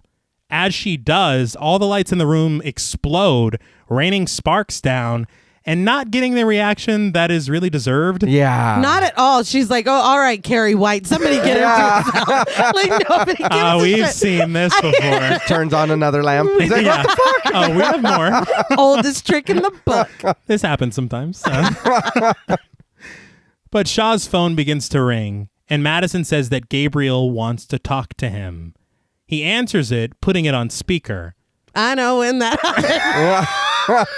Can only mean one thing. It's his ringtone. Yeah. It's just a ringing phone, I It think. is. It's too much. It is kind of hilarious. Yeah. It is. It's too, yeah. It implies dialing a number. Yeah. Or at the very Someone's worst, standing pressing there a and- contact. yeah. I don't know. It's too much. Yeah. Then fuck Drake again. Double down. But through crackling noises and feedback, Gabriel says that they know who he is and they found him. Moss begins to record a voice memo on her phone as Shaw admits that he didn't find him soon enough. Gabriel's like, and I seem to remember breaking your face. Yeah. You're a fucking t-shirt. Your movie of a week. Of a week. Of a week. Pick a week. Any week. Some week. Gabriel says that they did find his things, though, and he wants them back. Shaw asks why his things were in Madison's attic, and Gabriel says, his words, Gabriel says, dumb bitch didn't even know I was nesting in her home. I was like, let's keep it funny. Oh, Yeah. What? Jesus Christ. Why I gotta be a bitch though? And Yeah. why are you talking like that? That's- Yeah. What the You've fuck? never, Yeah. Nope. never spoken like this before. You got your time to cut out the cancer, and now Yeah. you're fucking calling people names. Yeah. I feel like you've got a lot of nerve too. Oh, because yeah. You're like, and give me my shit. Yeah. It's like, you may have found me, but I'm going to need that back. That's hilarious. And I will say, okay, we eventually understand everything. Yeah. Why is Gabriel forwarding our understanding of the film at the moment? Yeah. It makes it. I don't know. Okay. I don't know. Because why is he keeping secrets? What does he give a fuck? He wouldn't. Yeah. I don't know. Okay. Yeah. But Shaw asks if this is personal, and Gabriel retorts, if my blade had punched a hole in your face last night, would that have been personal? Yeah. Yeah. A little. It's my face. Right? I took that personally. No shit. But Shaw asks who he is, and Gabriel facetiously says that he's a figment of Madison's imagination. He tells Shaw to ask Madison what she used to call him, and Madison freely shares. The devil. And the line disconnects. I mean, I love that he wanted to go out on a high note. Like, you're fucking right. Yeah. Tell him, bitch. Yeah. The devil. Goddamn right. He just struts away from the phone. This is beyond. It is. But at this point, then, you've just talked to someone else. Absolutely. Yeah. Whether it was a weird phone call or whatever, that's not Madison. You're you looking just at her. talked to. She's Yes. right there. So no matter how much you don't like this lady, you just talked to a different person who admitted to setting her up and doing this. And those are my things. Yeah. You went through life. I think you're exactly right, because what we see happening next, Yeah. it's almost as if that phone call never happened. It Nope. is. I think that is what throws me off so much about this movie, because things happen and progress, and then the next scene is like Never mind. it's gaslighting me. It's like no, Yeah. that never Seriously. happened. That phone call never happened. The fight in the old city never happened. Yeah. What the fuck? But at her mother's house, Sydney and Jean search through old documents, finding old adoption records. Now on the road, Sydney calls the agency, who says that Emily May was remanded to their care by the Simeon Research Hospital, which has been shuttered since the 90s. Sydney continues down the road, eventually arriving at the massive and deserted Simeon Research Hospital that we saw at the beginning of the film. She's like, is that House on Haunted Hill 1999? 1999? You gotta be specific. The camera sweeps past her car over a body of water to center on the hospital in the bright light of day. But when Sydney arrives at the hospital, the moon hangs high in the sky. Thank you. And Sydney parks incredibly precariously on a hill. Yeah. Why did it take you until the dead of night to drive up that hill? Well, have you ever seen like Apple Maps? Sometimes it looks like it's a straight line, but it's like, 12 hours, you said. Got it. Very good. And yes, why are you parked on the edge like that? My anxiety was on fucking 10. Oh, yeah, there's no way. But she makes her way past debris outside, very easily breaking into the hospital. Her flashlight beams through dark, decrepit halls, illuminating graffiti that reads, "Welcome to Hell," spray painted on the walls.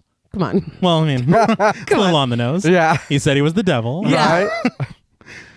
With the help of a plaque on the wall, she's able to determine that the records are, of course, down in the basement. Of course. Mm-hmm. But in a massive holding cell, Madison clings to the bars, desperately trying to tell the officers that she's innocent. She eventually gives up and surveys the other women in the cell with her. They all stare at her, seemingly all from different eras of fashion. Yeah. All wearing costumes. And maybe they raided some costume shop. Yes. Maybe they robbed a costume shop, and that's why they're here. That all makes right. sense. That makes sense. But one woman sits on a toilet in the corner, just pissing the night away. Yeah. Will she drink some whiskey drink? She drinks some lager drink. Yeah. I don't know. I don't really know the song, I realize. I just know that they sing the songs that remind them of the best times. Yeah. Y'all are really singing Chumbawamba? Yes, we are. Yes, Well, we are. also did on The Wicker Man. Yes, we Oh, did. God, that's right. 'Cause he was trying to sleep and they were tearing it up. Yeah. Indeed. But Scorpion, another woman in the cell, played by Zoe Bell. Love Zoe Bell. Love Zoe Bell. Scorpion, huh? That's her name. That's her fucking name, I guess. Did she have a scorpion tattoo? Or? No. I couldn't tell you. All right, because according to the subtitles, her name is Woman 1. But according to the credits, yeah. her name is Scorpion. All right. Very good. I love Zoe Bell. Yes. I don't know what the fuck any of this is. I don't either. I merely allow it because it's Zoe Bell. Because otherwise, I think if this was anybody else, I'd be like, okay, this is. Yeah. But I'm allowing it. A little further.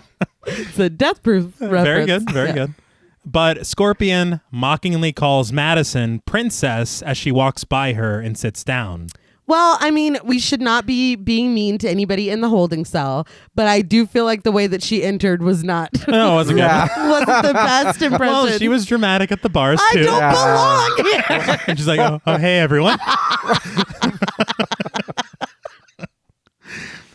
But after barely any time searching through files, Sydney finds the file for Emily May. She reads a passage. The result of an absorption in utero, growing in sync with patient, but is interrupted by a clattering noise behind her. It's very funny because Oh my God, dude. I laughed. this is played, of course, for a moment of suspense. Yeah. And it's like, what's going to happen next? And after she goes through a box finding a stash of videotapes, we immediately cut back to her at her mother's house. Yeah. I was like, oh, she's fine. Yeah. Yeah. Not only that, I do want to call out this has to count as a research scene. Yes. I was gonna ask. This counts, right? Absolutely. 'Cause- Now, that counts, and the next maybe 10 minutes. Yeah. Literally. Oh Count. yeah. I was laughing at how fast she found it. Yes. How fast she found the information that she immediately needed. Uh-huh. Oh my God. I was like, oh fuck. Because we're in the basement Yeah. of this fucking scary, and it's time. Absolutely. This Yeah. building was scary. Now it's horrifying. Oh yeah. You're bracing yourself, and then she's just Oh, home. I got home safe. breathing comfortably. That was fucking. I did expect something to Yes. happen, and nothing did. And I was like, "Oh, all right." I guess that's just... Yeah, that's it. And what's funny to me is that learning what we're about to learn, that was just a rat or something. Yeah, Like, that there's was the- it. Yeah, it's fine. It's fine. But at her mother's house, she's watching one of the tapes with Jean. On the tape, which is dated July 23rd, 1985, Weaver says that she'll be speaking with Emily's mother, Serena May.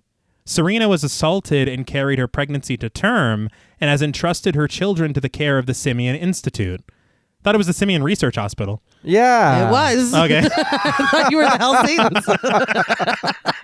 I don't think that I fucked up. I It's think whatever. Yeah. It's whatever it needs to be. Okay, that one might be on me.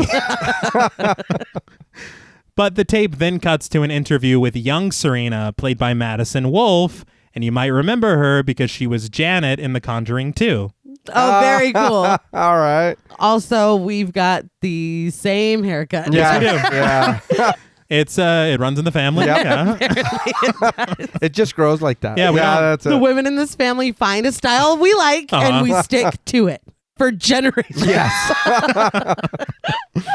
But Serena says that her mother won't help her and called her pregnancy a transgression against God. She says that she doesn't know how to look after her children on her own, and after taking a moment, says that he's an abomination. But she asks Weaver to look after Emily. Incensed, Jean says that she was told Madison's mother died while giving birth, and in an odd bit of levity, she calls all the doctors lying cockknockers. Yep. Yeah, I don't know. Did you just watch Jay and Silent Bob Strike Back? I was like, Clearly. where did that come Yeah. from? That's not even been her character so far. No. No. Sure. Sure. Yeah. Yeah. That's fine. There's a lot of sure with this movie. Keep it That's moving. fine. Yeah. But on the tape, Weaver says that Serena and her mother will just have to sign some paperwork. The camera presses in on Serena's tightly closed eyes, and we transition to the closed eyes of the tour guide from Seattle Underground. She's Serena, Madison's biological mother. That's a twist I didn't see coming. Yeah. That's fair. I think everything they've done with her has been great. Yeah. Although we should have known because she has the exact same hair. Yeah. But we didn't know how important that was yet. No. But Shaw enters the hospital room and asks Nurse Annie, played by Natalia Safran, if she'll wake up anytime soon. Annie says that she's in a coma and that it's in God's hands. So, Natalia Safran, she played the bride character in Annabelle Comes Home, Okay. which I know we'll get to soon. Yeah. Yeah. But her husband is Peter Safran, who has produced the Conjuring franchise and was recently named, with James Gunn, co-chair of DC Studios. Holy Oh shit. shit. So pretty fucking cool. That Yeah. is cool. All right. But Moss rushes in with some news. She says that who they once referred to as Jane Doe was a tour guide of the Seattle Underground. What? hold on. Because there's more space dust on here. She hands the employee records over to Shaw, who, after reading the paperwork, realizes that she is Serena May, Madison's biological mother. We've been through this. Yeah. I feel like that moment was cool enough on its own with the eyes. Yeah. Yeah, we didn't need. It's Maybe like, not. no, we know. We do Yeah. know. We know. And Moss also said that she was Employee of the Month, which, Thanks. well, with whatever Yeah, she was, I- don't see. She's a hard worker. What? Like She's great at her job. She'd be Yeah. stealing a I little was going to bit. say she did. But you know. I don't think her boss knows about that. But at Jean's house, Sydney pops another tape into the VCR. It's an interview with young Madison from November of 1992. We hear Weaver's voice asking her if she's scared, and she says that she is. Weaver says that she shouldn't be scared and promises that he won't wake up, as she's given him a heavy sedative. She says that she wanted a private moment with Madison without Gabriel listening in. She asks why Madison has become more aggressive recently, and she tells Weaver that Gabriel has been telling her to do things, to hurt people. Weaver then asks if that's why she attacked Bobby Faye. Now, I swear to God, I thought she said Bobby Flay. And I was like, well, that's not Gabriel related. That's just Yeah, I was gonna say we've all wanted to. I think every one of us at the table One time, has wanted to one attack. time or another. At one point. Yes. We've all had a thought, you know. But so are the people that are coming here, they all have two names? Are they all... Are like that just the last name or is it- Emily May, Bobby Faye. Yeah, I don't quite know. what's happening? They're I don't all know. nursery rhyme characters. What the fuck? Tippy Canoe and Tyler too, or whatever. You nailed it. I think I just don't understand exactly what's going on at the Simeon Research Hospital. Right. Me neither. Because I don't know if this is because they said Project May. Right. So she's their focus. Yeah. But what about the what's, There was another Project Faye. Yeah. we didn't see those files. Yeah, that's where Beat Bobby Flay was Is that right? at the Simeon, whatever it's called, Institute The Research. working title was Project Faye. But didn't they say earlier that they helped kids too? They claimed to. Yeah, they did. Well, But then Dr. Gregory was like, no, Yeah. that is not at all. Right. This is an evil institute. Yes. It's like, That's what I don't get. Because Don't he's like, know. she would know. She only helped people. We Wait. don't talk about Simeon. Yeah. It's like, what were y'all doing there? That's a great question. And I feel like if there is a sequel, it's probably something that will be explored. Yeah. But Madison nods and she says that Bobby is twice her size. Well, he's a grown man. Yeah. Yeah. Well, he's an Iron Chef, I believe. He's got that knife with him all He the time. does. She had to come He keeps prepared. that thing on him. I would not fuck with him. But Madison says that Gabriel makes her strong, and he told her to kill Bobby. She says sometimes he speaks words, and other times they're in her head. And then at that point, they really aren't just words anymore. I liked that line a lot. Yeah. I was like, that's pretty fucking scary. It is, but I don't know. It feels like it's like an all-encompassing, like, if something doesn't make sense, she said that sometimes, you know what I mean? Yeah, well, I'll tell you straight up, they do a lot of things to simply just explain other things Yes, away. Yeah. yes, And exactly. it happens so often. It's not the best way to go about it. It's one of those things that I'm like, I'd love to critique this, but what the fuck would I do? I guess. I can't That's fair think enough. of a solution. Yeah. But she says that they're just feelings at that point. But she knew what he wanted. She says Gabriel pretends to be nice, but he's the devil. We keep coming back to this term. Yeah. And by keep, I mean twice. I feel like, well, he's like on the phone. He's like, hey, why don't you tell him what my nickname was? Yeah. Yeah. And then I feel like you gave yourself that nickname. Honestly, yeah. and then when she went back to the hospital, it said welcome to hell. It did. Yeah. So I was like, all right, Okay, all right. three. Yeah. So honestly, up to this point, I would still be pretty chill if it was a supernatural situation. Yeah. Yeah. I'm fine with that. But they went another way with it. Let's keep going. All right. The camera zooms out, and Weaver says that she wants to wake Gabriel up and have the camera come around after she's injected him.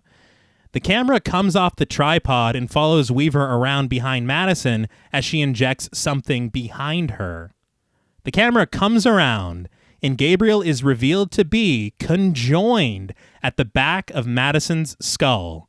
His small arms reach out of her back from her rib cage, and his face snarls at the camera. Sydney and Jean have an "it's behind"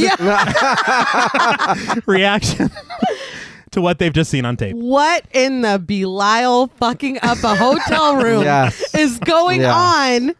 What is going on? I could not have been more, even though we saw this at the beginning of the film. Yeah. No, yeah. Surprised. We did see it at the beginning of the film. It's funny because when we were watching it, John Paul was like, this is Basket Case. They did this already.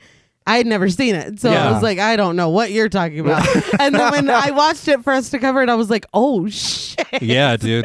Wow. Yeah, I know I shouldn't like Basket Case as much as I do, Nobody should. but I It's in the MoMA. Yeah, I dude. watched it a lot as a kid. Yeah. I would like to thank my oldest brother Nano for that. Thank There you you. But it did everything I was watching. I was like, I've already seen this before. What the hell is this? And then it would some more, and I'm like, okay, that's fine. And then they do something else, and I was like, that's just basket case. He's like, what the fuck? It's funny because we were talking about it this morning before we started recording, and T was like, even going after the doctors. I was like, oh, fuck. Yeah. Yeah. It really, Fuck. it wasn't until, because I was like, nay, we never watched it. Yeah. Until we covered it. Right. And once we did, it was like, holy shit. Yeah. And then that doctor bit, I was like, dude, that's the fucking, Yeah.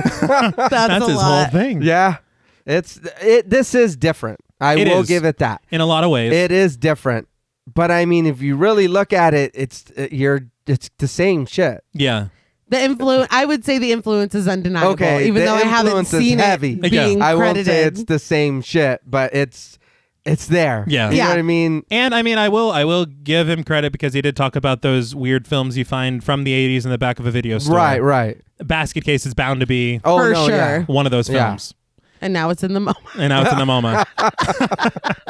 Now, what I couldn't say at the beginning, which was what Ingrid Bissou was researching, Yeah. was Edward Mordrake.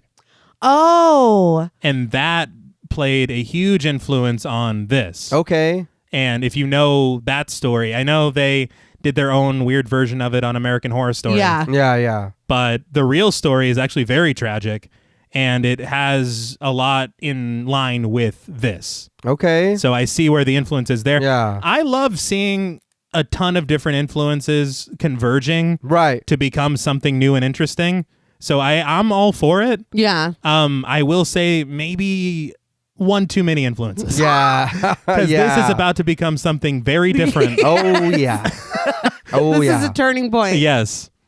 But on the tape, Weaver explains that Gabriel is a rare and extreme form of a teratoma, a tumor consisting of tissues, hair, teeth, muscle, and bone. But in this case, she says that it's a parasitic twin. She says that he is not considered a conjoined twin because he's dependent on Madison's body for survival. She says, like a parasite, Gabriel feeds off of her. Back in the holding cell, Scorpion is full-on antagonizing Madison, asking if she got lost on the way to the country club. Madison says that she doesn't want any trouble, but Scorpion says she doesn't give a fuck what she wants. Madison gets up to walk away, but other women surround her. On other videotapes, with the help of Field's flashcards, Weaver says that they've determined that Gabriel has accessed portions of the brain that process visual stimuli and make Madison see what he wants her to see, which explains her hallucinations and vivid dreams.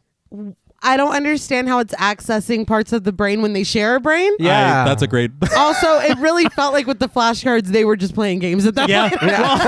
Well, he showed a picture and she's like, Apple. And then They're like, like, oh, my fuck. God. But you already know. They share a brain. Yes. But back in the cell, Madison is thrown against the wall as Scorpion cracks some jokes at her expense. Madison tries to rush for the bars, but Scorpion just snags her by the hair and tosses her around the other women. Beta, played by Shantae Lynette Johnson, throws her to the ground, and she and Scorpion just start kicking Madison to sleep until blood's coming out of her mouth. It's what you might call an unnecessary escalation. I would Yeah. agree. I would not fuck with Scorpion though, because I have seen her ride on the hood of a car. Oh, she and doesn't- not even not give a fuck. I would not mess with that woman. But on the videotape, Gabriel snarls as the machines in the operating room go haywire. In the cell, the lights begin to similarly flicker as Scorpion draws her hand back from the back of Madison's head, and when she sees that it's covered in blood, she stands confused. Madison stands there convulsing before dropping to her knees. On the videotape, Fields explains that Gabriel is able to trick Madison into thinking she's living her normal life, placing her in a mental prison, when in reality, he's hijacked her body and is using it for himself. That's not at all what we've been shown at No, all in not at their all. interactions, but okay. Because they do show there's James Wan style flashbacks. Right. Yeah. And we see previous scenes of Madison carrying on normally through her household routines. Yeah. And then we see her in the bathroom dropping a glass of water to the floor and convulsing like she's currently doing in the holding cell. This, again, if Gabriel's putting her in a mental prison, why would he be showing her all the shit he's doing? A. Yeah. B. How is she seeing him standing under the streetlight? How is he chasing her around the house and slamming doors in her face? You see that? I didn't. Yeah, that's the thing. At the beginning, it's a ghost, and then now it's not. I think that it's trying to trick us at the beginning, and just so they can pull off the twist now. Yeah. Trick us or themselves? Maybe, I don't know. Who are you really lying to? That's a great question. It feels like it's all covered under the umbrella of he can make her see whatever he wants. But that it's like, if you take that at face value, okay, yeah, he was trying to scare, whatever. But if you really stop to think about it, it doesn't make any sense. Mm-mm. And also, can I point out as well, whenever she was being interrogated, that's what I was saying, is why the fuck is Gabriel like, she didn't know I was living in her attic? Are you using attic to mean You're head? here right, like, you're here right now. Are you seriously doing metaphors right now? Yeah. How was he? Yeah. I don't know. Also, you mean to tell me that this bitch is flopping and flying all around town and just fine the next day? Like if I take an extra walk, I wake up and I'm like, oh, I took a walk yesterday. I mean, she is. Well, she said Gabriel gives her strength. From where? Come on. I don't know. Well, he controls the electricity. He drinks it. Oh. He drinks the electricity. Maybe that's where the extra power is coming from. All right. They didn't explain that. I mean, he generates most of the power.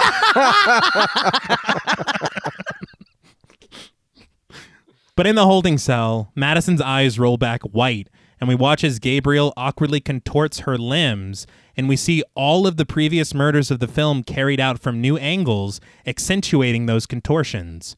That's what I'm saying. Yeah. If he has her shit popping and cracking like this every time he's up to no good. She never wakes up sore. Never. Yeah. She just feels the back She's like, of her oh, my head. head's bleeding again. Like, I would, like, how are you walking? Yeah, her body's not going to handle that over and over. Every night? Yeah. It's been...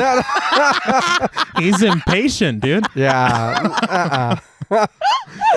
But on the tape, before the surgery, Weaver says once again, it's time to cut out the cancer. She just like say that all the time. God damn it. It's like her catchphrase. I guess so. Up and at him. But the operation commences, scenes we saw bits and pieces of at the beginning of the film, and Weaver says that the only way to save Madison is to excise the teratoma. But since they're conjoined at the brain, they can't remove him fully. The only choice they have, she claims, is to remove what they can and suppress the rest of him into her skull. We watch as they saw away at him, condensing Gabriel into a small pocket in the back of Madison's cranium and sealing it shut. They're like, and that goes there. They just close it up I like was nothing. Gonna say ceiling. They kind of push it in there. What medical school did you? For real.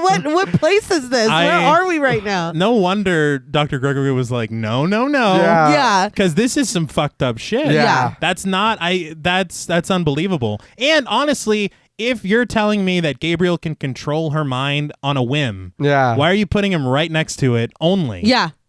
Well, they're like, we're also very lucky that she's already picked her hairstyle for life. Yeah. So if he'll she always ever- be hidden. She will never part her hair. I mean, it'll be fine. Her mother told me that. Like, it's unbelievable. But back in the cell, Madison screams wildly, holding the back of her head and tearing through her hair to reveal her opened skull in the emerging, growling face of Gabriel. Madison's limbs contort backwards, cracking into place as she advances on the women. Without a second thought, Gabriel tears Beta's throat out, and the rest of the women cower against the bars. Scorpion goes into full self-preservation mode, throwing other women at Gabriel to save herself. Gabriel breaks limbs, smashes faces, impales torsos, squashes brains, and breaks necks, all the while wearing Madison's sleeping, disinterested face on the back of his head. Did the guards go home or? Oh, they're on break. What the fuck? Got a coffee or something? Oh, they All always of make them. that noise. It's all right. Yeah. It's like, Yeah, Scorpion's always fucking with people. She's like, those are blood-curdling screams. yeah. Just from Madison when she was changing. Oh, And then no now these shit, women yeah. are screaming for their lives and being murdered, and nobody's. It's like, no, it's fine. Smoke break. Yeah. All right. But Scorpion does scream for the guards as the entire cell becomes a massacre. By the time the guards arrive, Gabriel is gouging out her eyes. The guard begins firing his gun, but Gabriel holds Scorpion up as a shield, slamming her into the guard's arm before dropping her and slamming the guard's face into the bars. The guard let her run all the way over. Yes? And kept his hand on the inside of the bars. Well, in his defense, I would be very confused as to what I was. I would have frozen. Fair point. You ain't never seen shit like this. Yeah, no shit. This was not part of the training. But Gabriel promptly steals the guard's keys and drops the guard to the floor. I know everybody was playing a different character in the cell, Uh-huh. but I enjoyed this whole little carnage that was happening here. Like, Gabriel was fucking them up. Yes. It was like, oh my God. Oh, and then you stomped on her head. Oh, don't do that. It's like, damn. Just fucking them up. Yeah, it was just Autopilot. like a dance. It was. I will say I appreciate definitely the choreography. Yeah. I just feel like in the context of the film, I was like, what the fuck is going on? This is like a point of no return. No. Yeah. We've gone off the deep end. Yeah. I will say, and this is where I'm torn, Right. because watching the film, I feel like once we determine exactly what Gabriel is, Right. you've kind of lost me. Yeah. But learning all the stuff that went into this, it makes me appreciate it. Right. Yeah. They said that Marina Mazepa learned the choreography backwards. And so she's doing this, and on the front of her face is a life cast of Annabelle Wallace, and on the back of her head is an animatronic of Gabriel. So she's doing all of this without shit. being able to see anything. Nice. And there's no camera tricks. She's doing all of this. Wow. Well, that's what I'm saying. Like, it's fucking, it's nuts now. Now it's like, all right, the story, you lost me. You know what I mean? But watching this, like I said, it's like a dance. Yes. It's like, that's fucking cool. You know what I mean? It's one of those things, like we said a few times, that he keeps it visually interesting. Yeah. Even if the story, we're lost. Yeah. We're like, this still looks fucking cool. Yeah. And I can't deny that. No. And I think we said that earlier. There's a lot of things that look really good in the movie. Yeah. Uh-huh. I just remember watching this for the first time with my jaw dropped. Yes. Yeah. And then it only continues. Uh-huh. Oh, yeah. It's when she does like the backwards like spider looking thing, and I'm like, okay, this is just Yo, what the fuck? this is not a giallo anymore. This is its own fucking thing. But returning back to the station, Shaw gets a call from Sydney explaining everything. Gabriel is inside of Madison. He's been there this whole time, controlling Madison's body like a puppet. She says when Derek smashed her head into the wall, it woke Gabriel up. She's calling him K right now, by the way. Yeah, I was like, are we on nickname basis? Because I thought the first name was stretching it. Right. And now we're like, K, this is what's going on. Yeah. K. I was like, okay. Don't we see again her hitting the wall after he pushes her? I believe so. It's like, we know. We Yeah, remember. We were there. I didn't forget that. We were there. But Sydney says that Madison's birth mother is still alive, which Shaw knows, and says that she's at Seattle Medical. Sydney says that Serena is the only person still alive who knows what's happening. Wouldn't you be like, she was the woman in the attic? Yes. He's just like, she's at the hospital. Yeah. It's like, she was there for that. Yeah, dude. Well, it's weird. It's like nobody remembers where they were along at any with other the point. attack. Yes. Yeah. Just forget about it. But in the evidence room, Winnie catalogs Gabriel's weapons and his outfit. Red light beams in through a small window in the door, and Winnie overhears sounds of violence on the other side of the door. She cautiously steps toward it, but gasps when she hears gunshots. Shaw rushes off the phone when he hears them too, but Gabriel appears in the window, the electronic keypad overloading and exploding in his presence. But Winnie seeks cover behind some files as Gabriel, in his backwards fashion that we've grown to know and love, ransacks the place looking for his things. He eventually retrieves his outfit and weapon, quickly making his exit. I was so glad that Winnie was saved. Yeah. Well, not saved. She was preserved. We'll assume that she was because we don't really get closure on her. Well, we get one more scene with her, but then after that, it's no nothing. closure. Yeah. Yeah.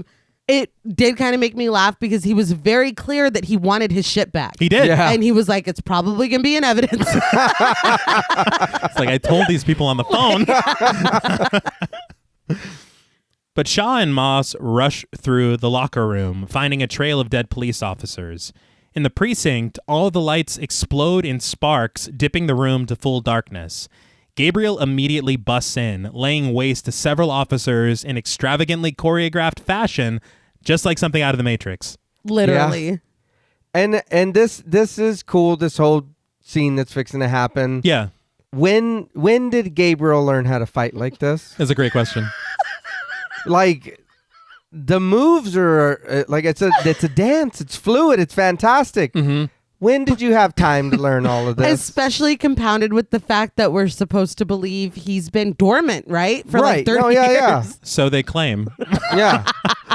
Madison's just been watching The Matrix. Yeah. And he's like, oh, all right, shit. One day. Yeah. One day. It's like, why do you watch UFC, Maddie? He's like, you never say, I don't know. I just Yeah. feel like, Strong urge to watch this fight. He's like, I don't know.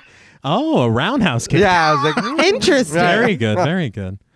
But there's flips, limbs are severed, bodies are impaled, acrobatics, camera tricks aplenty. Shaw and Moss join the fray just in time to see several of their fellow officers butchered. Moss calls for backup, asking them to send the National fucking Guard. So I saw the way they filmed this on a behind-the-scenes featurette, and they have a guy, you know how you have like your little suit to be replaced later yeah. for a CG? There's a stuntman who is doing all of these moves, and he's fucking up the security guards, the police left and right, and then later they just digitally replace him with Gabriel. And it's fine. Yeah. That's incredible. Yeah. I thought, I mean, as ridiculous, I feel like we've stepped into the absurd. Right. And so it's just, it's one of those things where it's like, look, either you're on board or you're not. Yeah. We've jumped into the absurd with both feet. Yes. We've not stepped in. Well, No. they're also opening fire on him. I get it. But your fellow officers Oh, yeah. are 2 feet next to Yeah, him. well, They're Yeah. trying to engage in hand-to-hand combat, and you guys are just letting loose firing. Yeah. What the fuck? I mean, just like that officer shot Scorpion like 6 times. Oh, yeah. Well, he could have stopped. Like, Yeah. Yeah. Like, oh, wait, no, turn around. That's not you. Yeah. I'm sorry. My bad. Yeah. It's like, no, let's just continue. But an unnamed, uncredited detective gets her shit rocked by Gabriel, and he grabs and breaks both of her arms until the bones jut out in a gory display. Once Yeah. again, It's his favorite. he loves it. His back to Shaw, Shaw points his gun, but comes face to face with Madison.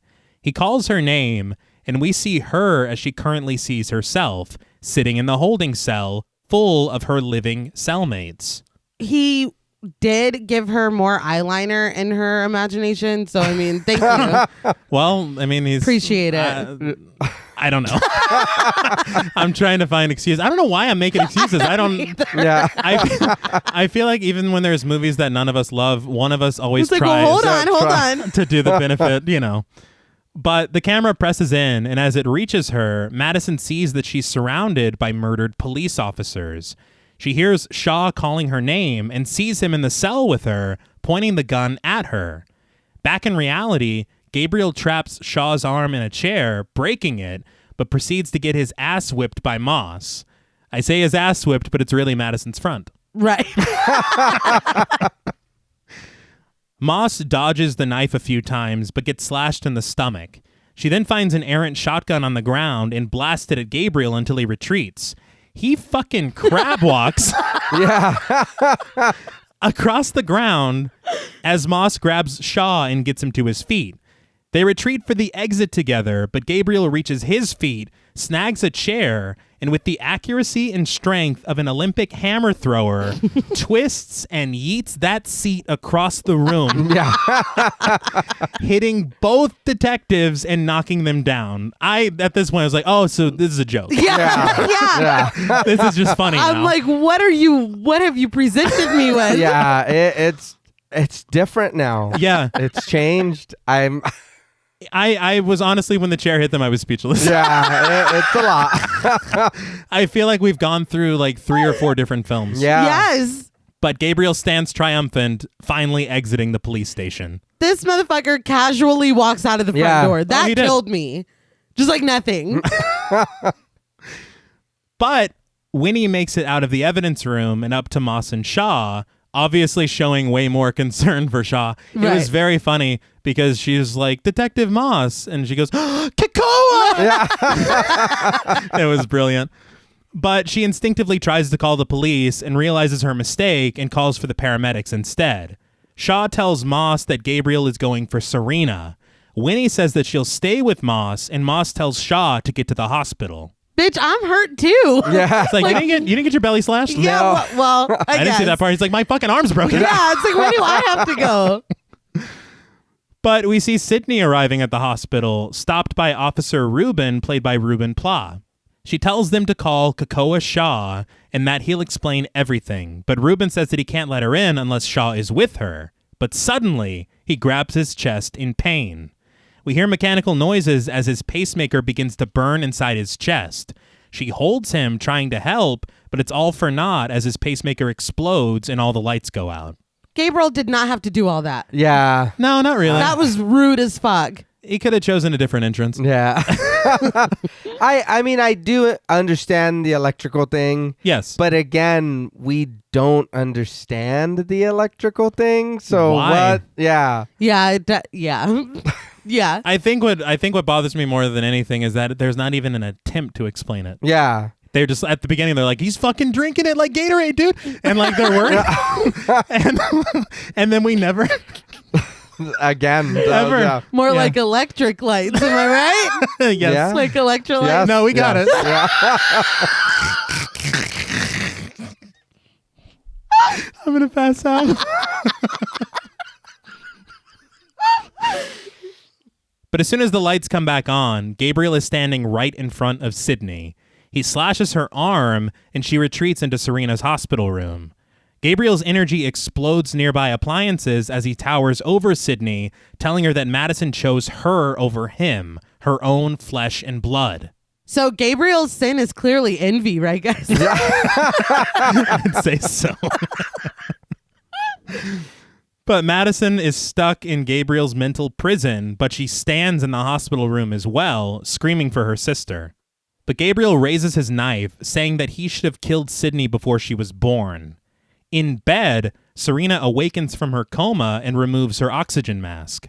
Her timing's great. Oh, yeah. Yeah. Well, in all fairness, he was yelling. Yeah. She's in a coma. Oh, I guess that's different. I'm sorry. You can yell. I'm sorry.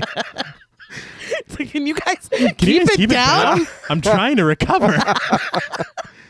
But she asks Serena asks Gabriel for his forgiveness and says that she never should have given him away. She says that he was her son and she should have loved him no matter what. Gabriel begins to lower his dagger, but this is when Shaw arrives on the scene, firing several rounds into Madison. Sydney pleads for him to stop, and while he's distracted, Gabriel hurls the dagger into Shaw's shoulder, which launches him into the hall. Well, yeah, please stop because that's still Madison's body. It's like, oh. It's kind of unbelievable. Didn't even think about that. They're like RoboCopping her, and it's like, can you please stop? That's still my sister, dude.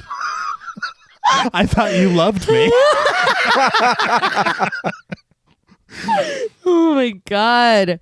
But Sydney takes his gun and aims it at Gabriel. Gabriel tells her to shoot him, but Sydney just asks what he did to her sister. Gabriel screams that Madison is not her sister before launching a hospital bed at Sydney, crushing her legs and wedging her against the wall. This is a lot. Yeah. Because at this point, a bed has been thrown. Uh-huh. Mm-hmm. The electricity went out. That cop's pacemaker exploded.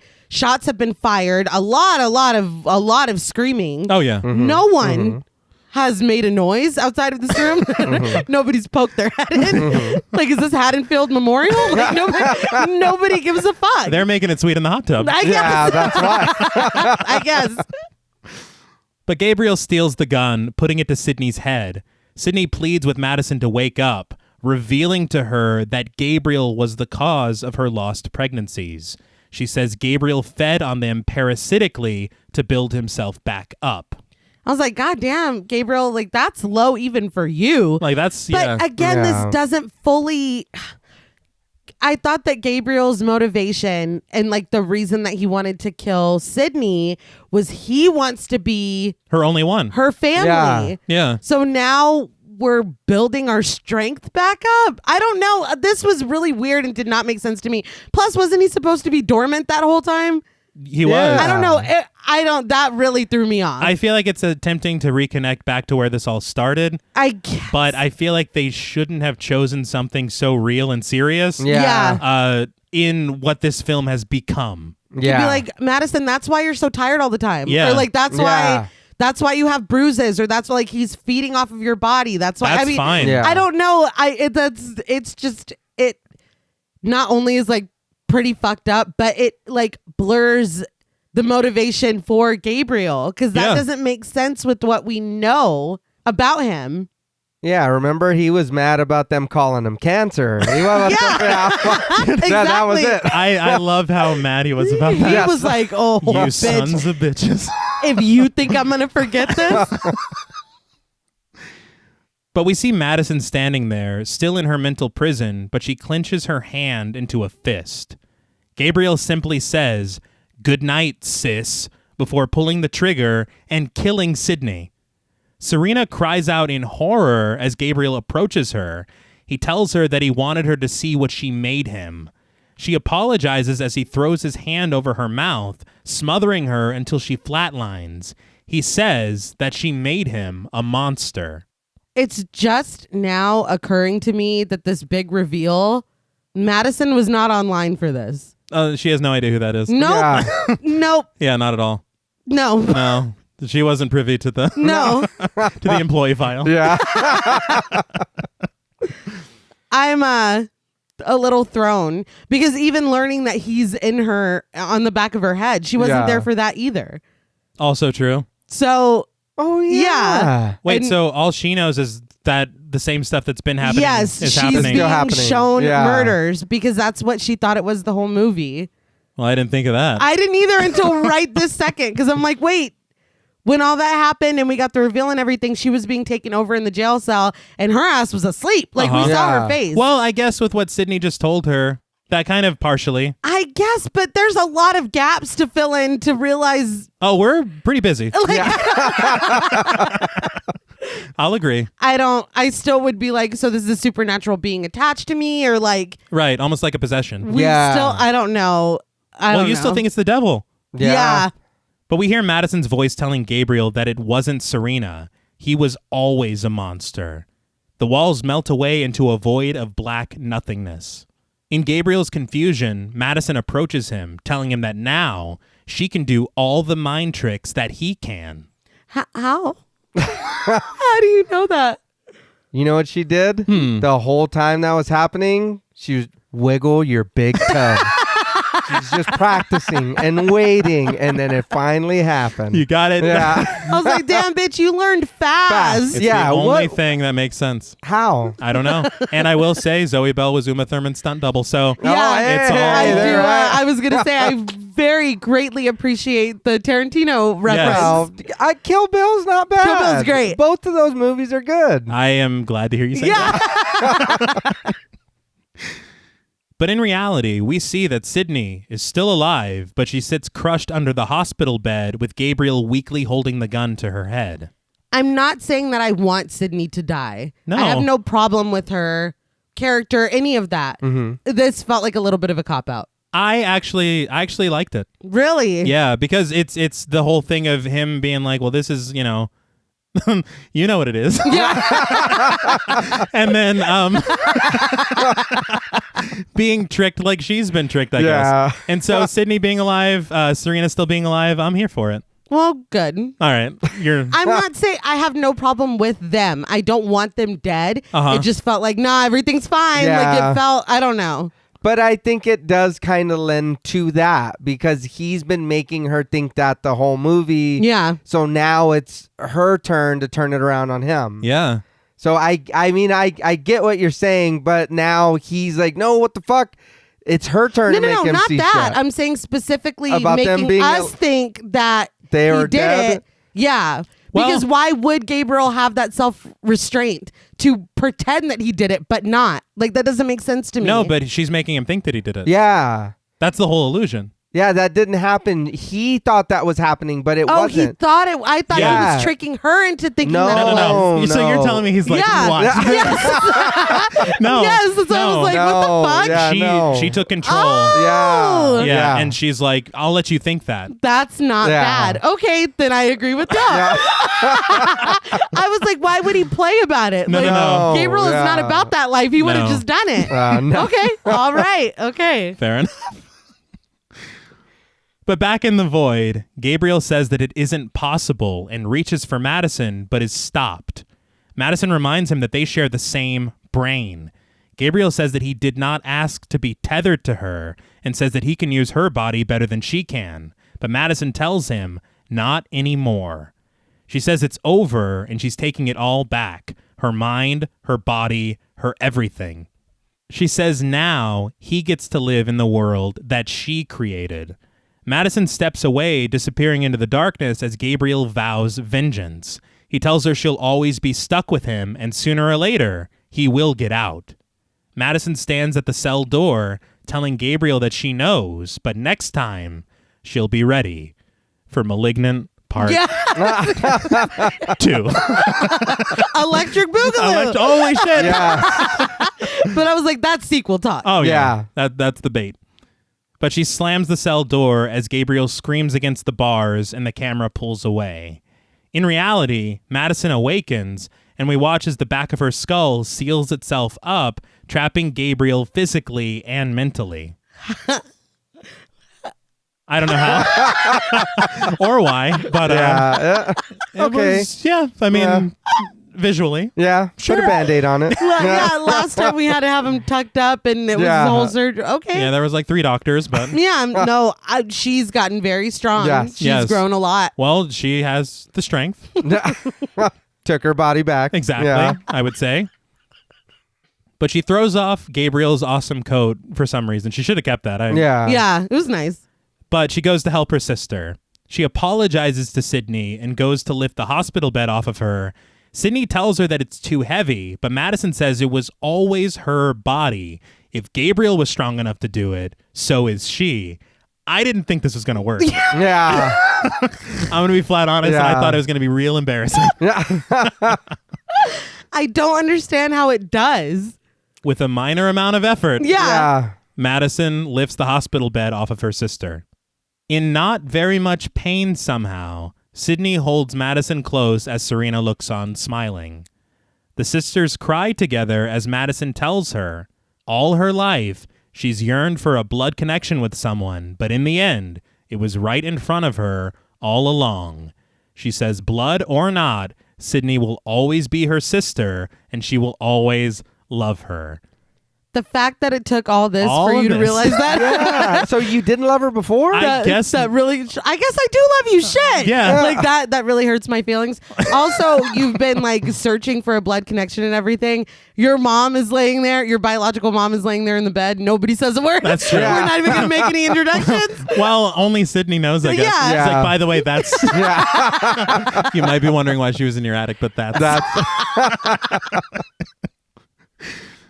But the music swells as the camera pulls back, panning over to an errant light that begins to buzz. We cut to black, and the credits roll. So, what did you guys think of Malignant? So the movie is, what it is. It does have good points to it, or good visuals, and you know what I mean. But yeah, the story is just, man, I don't understand what was going on. And the beginning, like I said, it's a ghost story, or it seems like it, or like something supernatural or whatever. And then it turns into that, and then it's like The Matrix, and then it was a lot. You know what I mean? Yeah. But the way it looks, the choreography, the fighting scenes, everything that's going on, like, it looks good. Mm-hmm. The scenes following her through the house, all, you know what I mean, all the back and forth, like, it looks good. But I mean, they don't follow their own rules, or they don't like a lot of like, again, if she's her sister, give us a little time with them, or give us something, because we didn't really get much.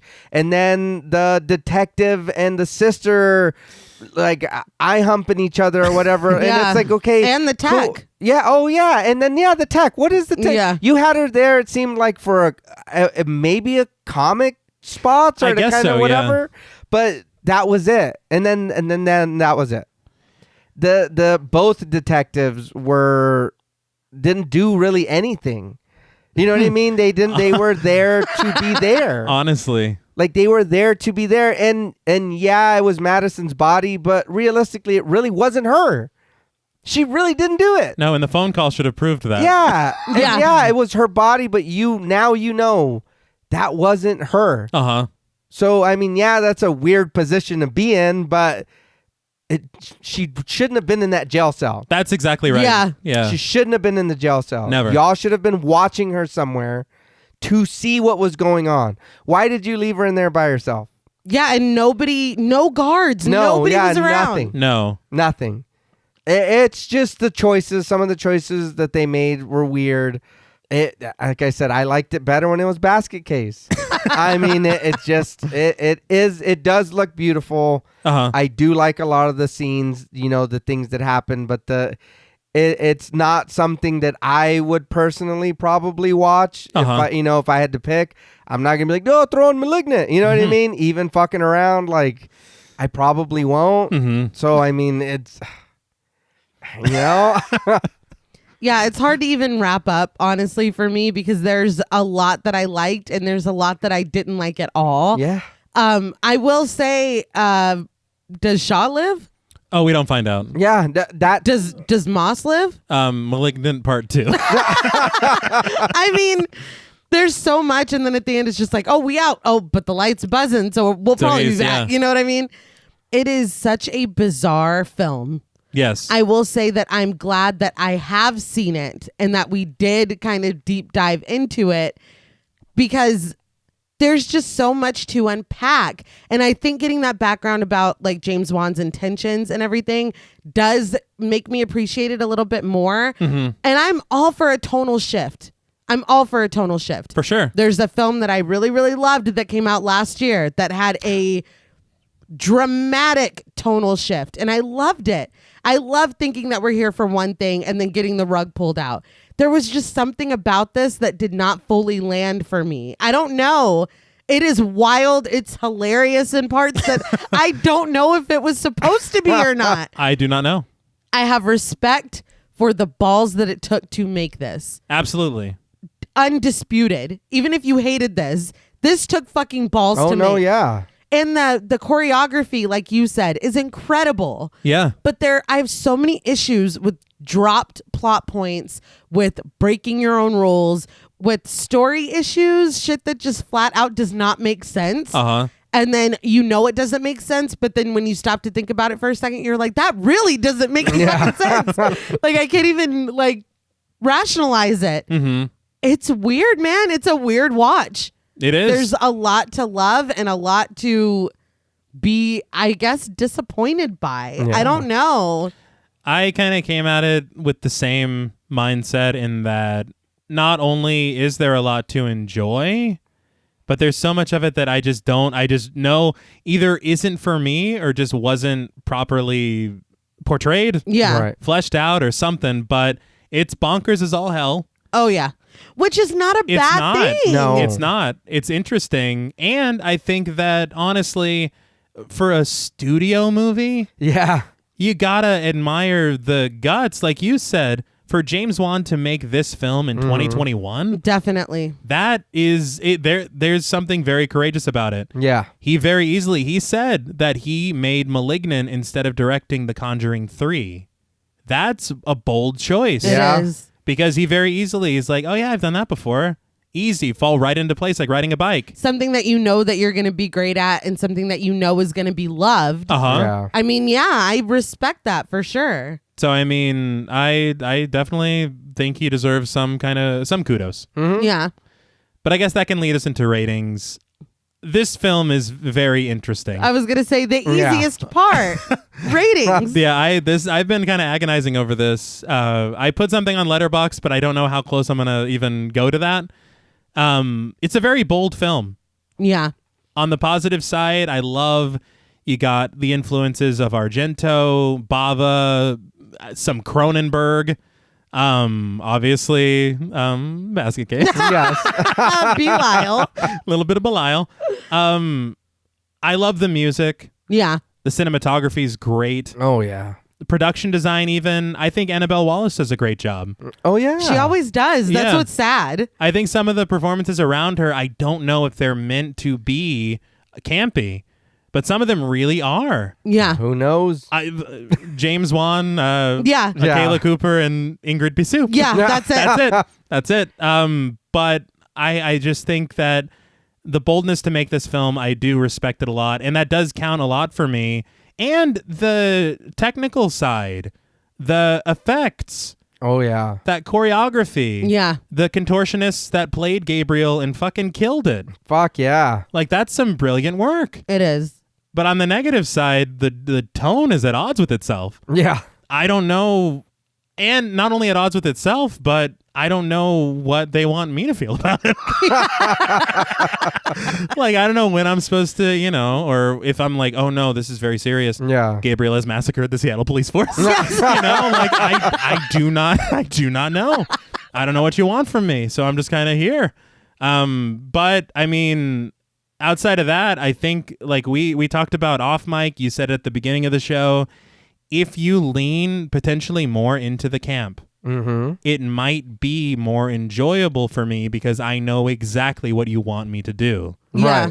Right. Having such serious subject matter at the start of this, it's really hard to dip into Funtown, Yeah. to Family Planet, if you will. Yeah. So, I mean, I don't know. It's very much a mixed bag.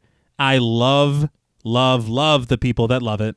Yeah. And I understand the people that it is not at all for them. Yeah. Right. I think I'm in both camps. Yes. I was going to say that's what makes it so difficult. So it's, this is difficult to rate, but I'm just going to get out of the way, rip it off like a Band-Aid, like a dirty rag on a back of the head wound.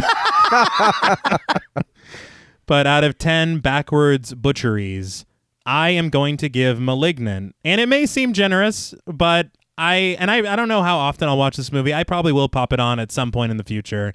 But out of 10 backwards butcheries, I am going to give Malignant 6 backwards butcheries out of 10.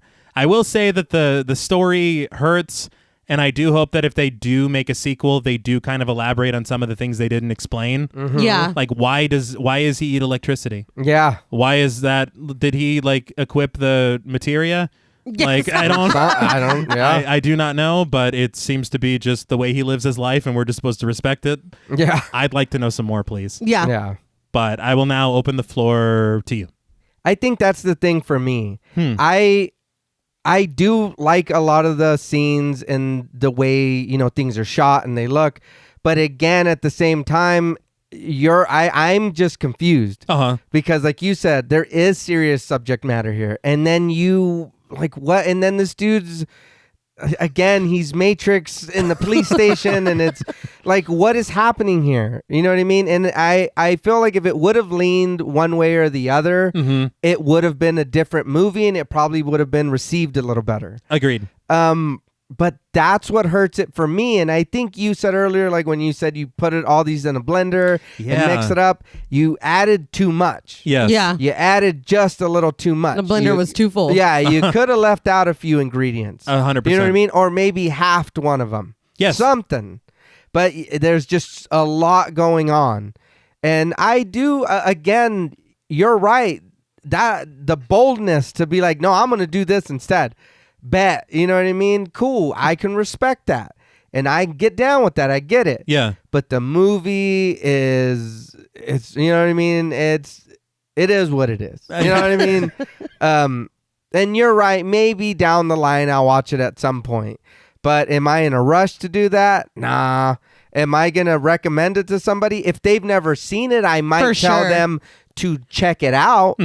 But I'm not going to be like, oh, fucking watch this. It's great. You know what I mean? But that's just me. Yeah. You know what I mean? That's just me. But with all that said, on a scale from 1 to 10 backwards butcheries, I'm also going to give Malignant a 6. Wow. It's not bad, but it is bad. So, and I don't mean that in a bad way. Right.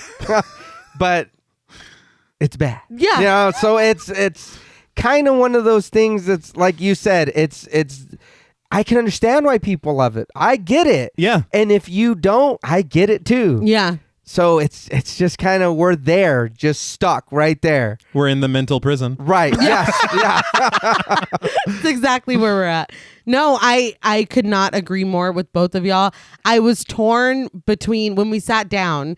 I was pretty sure I knew my score. And then the more that we talked about it, it went up. And then I was torn again. And then when it's like, okay, we're going to go into ratings, I locked my number in because it's so divisive. In my own mind, it's polarizing. Yeah. So I was like, okay, maybe 5? But then I'm like, but the good in this is too good. Yeah. I'm just going to rip the Band-Aid off as well. 1 out of 10 backwards butcheries. You got it. I also gave it a 6. All right. It's so hard. It's Yeah. so difficult. But I had too much fun for me to give it a middle of the road score. Right. But it's not good enough to me to give it any higher than 6. No. So it's really difficult. Well, he's the devil, though. That's Oh my exactly. God. Ding, ding, ding, ding, ding. That's hilarious. Well, that's all from us at Pod Mortem. What would you rate Malignant, and what should we watch next? Let us know on Twitter at the Pod Mortem. Don't forget to follow us on Instagram and like us on Facebook. Be sure to follow each of us on Twitter at TravisMWH, at Blood and Smoke, and at RealStreeter84. Please consider pledging to our Patreon and stay tuned until after the music for a special thank you to our Wendigo Getter patrons. And remember, though people say that blood is thicker than water, it takes much more than that to be family. Until next time.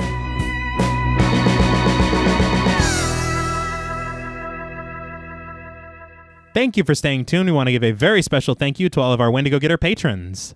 Woo! Woo, yeah. That's just what it is now, Yeah. isn't it? Yeah. All right. Down, down, down, down, down, down. Special thank you to Chris Ontiveros, Kristen Lofton, Megan Martinez, Kimberly Bass, Sophie Hodson, Anthony Jerome M., Jordan Nash, Kent Morton, Lala Thomas, Travis Anissa Hunter, Miguel Myers ATX, Jennifer Perez, Allison O'Neill, Carissa, TJ and Angie Bronson, Gabrielle Trevino, Spooky Mom, Andy Teague, Applin Ontiveros, Karima Rhodes, Antonio Huerta, Kimberly Kleindienst, Will Brown, Sydney Smith, Osvaldo Soto, Bobby Holmes, Donna Eason, JD Rizak, Molly Gerhart, Armand Spasto, Aaron Aguirre, Eggy, William Barry, Brittany Ramatar, Charity Oxner, Amanda Six, Mandy Rainwater, Eden, Jordan Roberts, Dylan, Melissa Sierra, Holly Bryan, Jordan Blevins,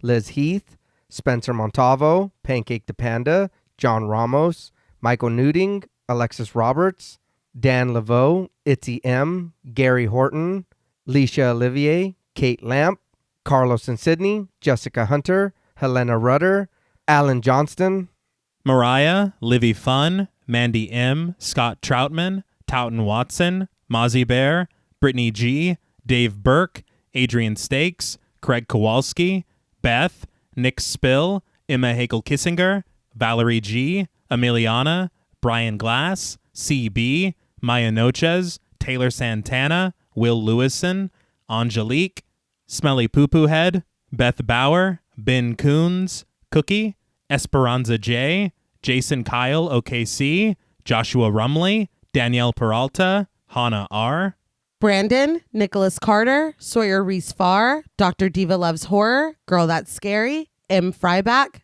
Cassandra, Andrea Simmons, Ashley Higuera, William Rush, Katarina, Ryan Brom, Megan Ochoa, Laura Lassiter, Natalie De Guzman, Eileen O, Wesley Wyatt, Morgan Freenomorph, Marissa E, and Sydney.